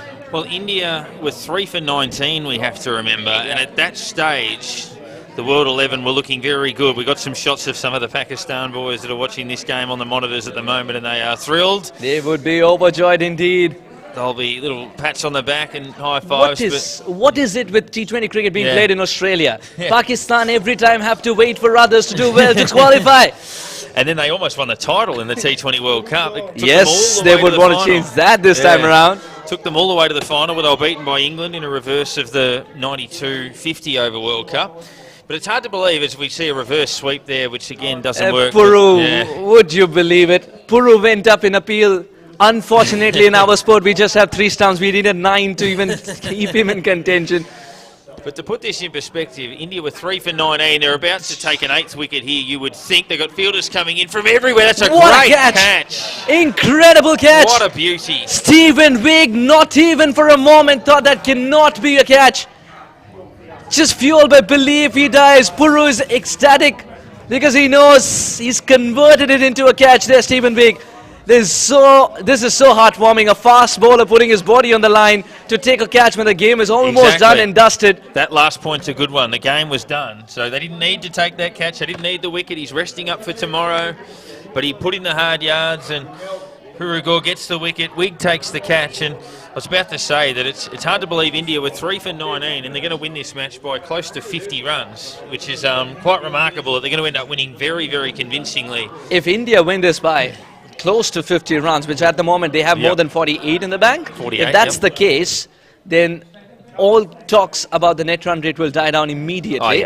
The calculators will go into the bin. Yes, India will have a net run rate of up around the 2 mark, which will be well and truly the best of any of the 6 sides in this tournament. Puru's smiling ear to ear because he knows he's got a wicket when he least expected it to. Look at him, he just cannot stop smiling. That's a great catch. We'll have a look at it again here. It's gone very high in the air. Well done. Did well not to fall on the ball too, which often happens in that situation. That one smacked away through the offside. Second last ball of the match. 8 for 91. So they won't be bowled out the World 11. See the smiles and the laughs. India live to fight another day and they'll be hard to beat. Yeah, it looks so because they've gained a lot of confidence with this game. A must-win game. They come out in style. That'll go only as far as long on. That'll not be good enough as he accepts the ball like a toddler walking towards him. Just laughing at Yash, Puru's done it. smoking one down the ground and then just walking a single. That's The fantastic. final delivery coming up. The final delivery. India have put it past the World 11. He's offered the bat to it almost as if it's a formality. The game's done and dusted as India pick up 2 more points and rest the debate on who shall qualify, as they are indeed alive in the tournament as they advance to the semi-finals.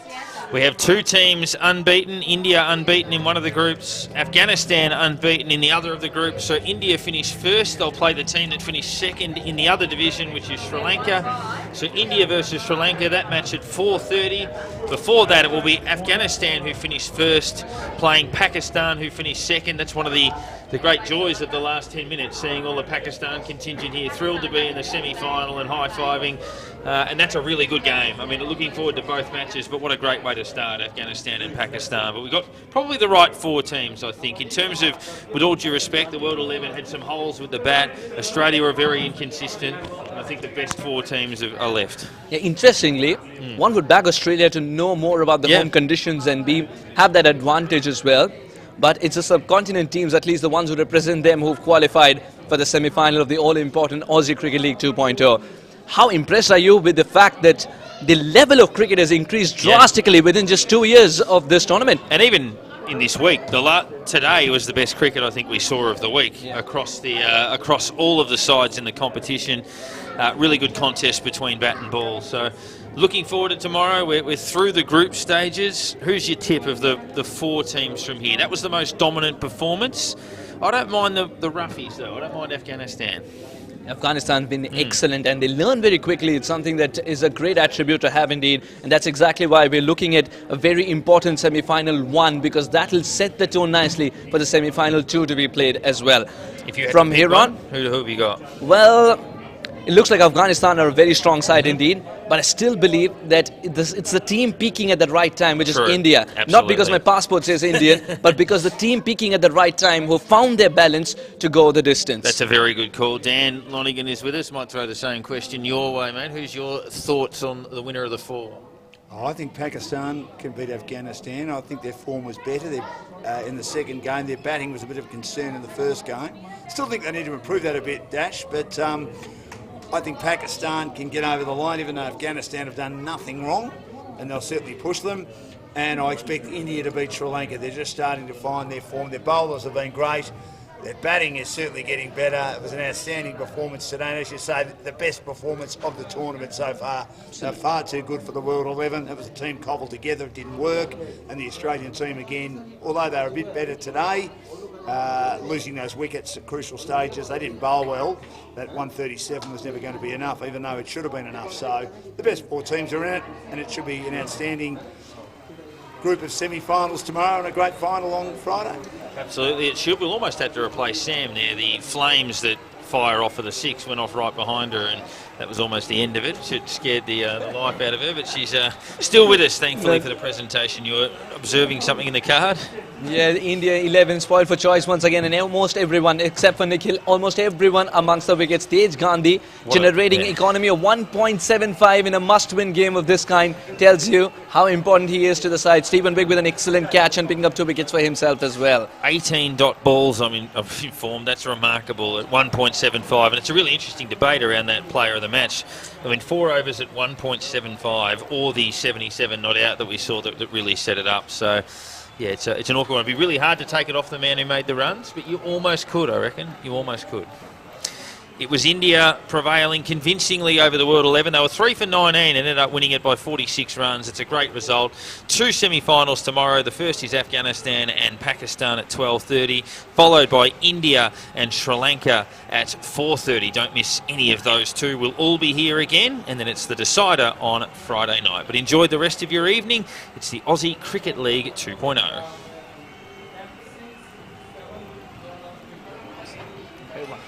Sweet. No, well done. So, what's the name of the hotel again? Royal Park Hotel.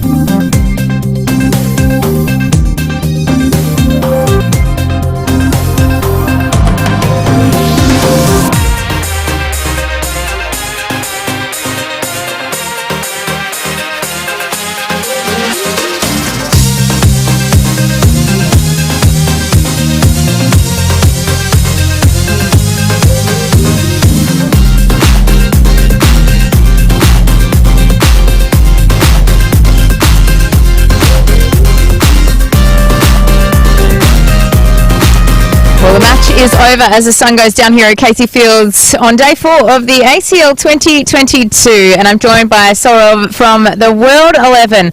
Unfortunately, your campaign comes to an end here, but there's got to be some positives you can take out of that match. Yes, definitely. I think it was a great experience for all the boys, and although we couldn't win both the games, we fought really well. A few combinations could have worked better, but I think overall it was a great experience. It really was, and great to see you guys all here, and it was nice to see the camaraderie, not just between your teammates, but between the teams. Was that something that you most enjoyed? Yes, definitely. There were players from all the cultures, different backgrounds. A few of them have played international cricket, so it was a great experience, like I said, and we look forward to coming back next season and hopefully do well. We certainly look forward to having you. What were you most proud of from your side today? Was it the bowling, the fielding, the batting? Yeah, I think everything was good. It's just that, like I said, a few combinations could have worked better. But since, we didn't play much cricket together, no excuses though, but I mean, we can always learn from our mistakes and do well next time. Absolutely. And let's talk about your opponents. India, they were a powerhouse, weren't they? They bowled well and certainly batted well in the end. They definitely did. I think they batted smartly, especially after losing 3 quick wickets. I think Puru and Prince did really well. That partnership definitely took the game away from us. And after that, I mean, they were immaculate in the bowling and fielding as well. Wonderful. Thank you, Saurav, for your time. We'll let you get back to your mates and your team. Thank you once again to the World 11 here at Casey Fields. Congratulations. Thank you very much. And finally, I'd like to thank the management. I think it's a great competition, and I hope it grows only stronger. Thank you. Thank you, Saurav. Thank you. A wise man there. Harry has done a wonderful job from ACL 2022. We're going to bring in the captain of the Indian side now, Tawinda Prince. Hello, how are you? I'm good, thank you. How are you? What's that wry smile for? Yeah, it's a good win. Yeah, that's the reason of smile. You certainly needed to win to stay in it today, and win you did. What was the most positive things you can take from today's game? Yeah, the win is always an important thing that we have to go to the semi-finals. They're good for us. The boys play really well. That's good for us. Yeah. So you started off the day strong. Let's talk about that partnership with you and Peru.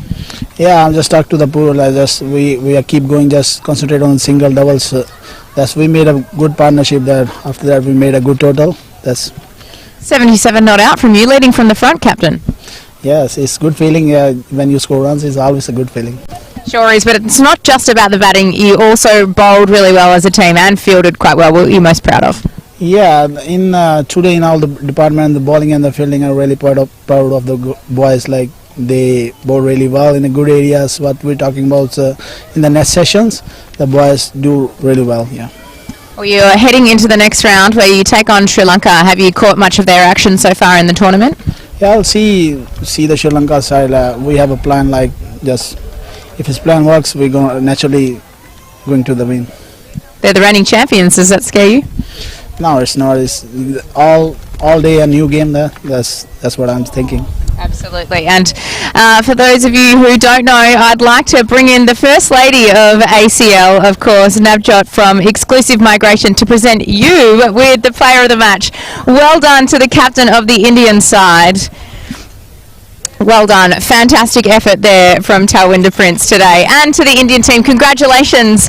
They head into the finals now to take on Sri Lanka. Unfortunately, today we've lost Australia and the World 11, but Pakistan will also take on Afghanistan in the next match. So plenty of cricket to come here for the rest of the tournament. We'll see you back here tomorrow. Notice something?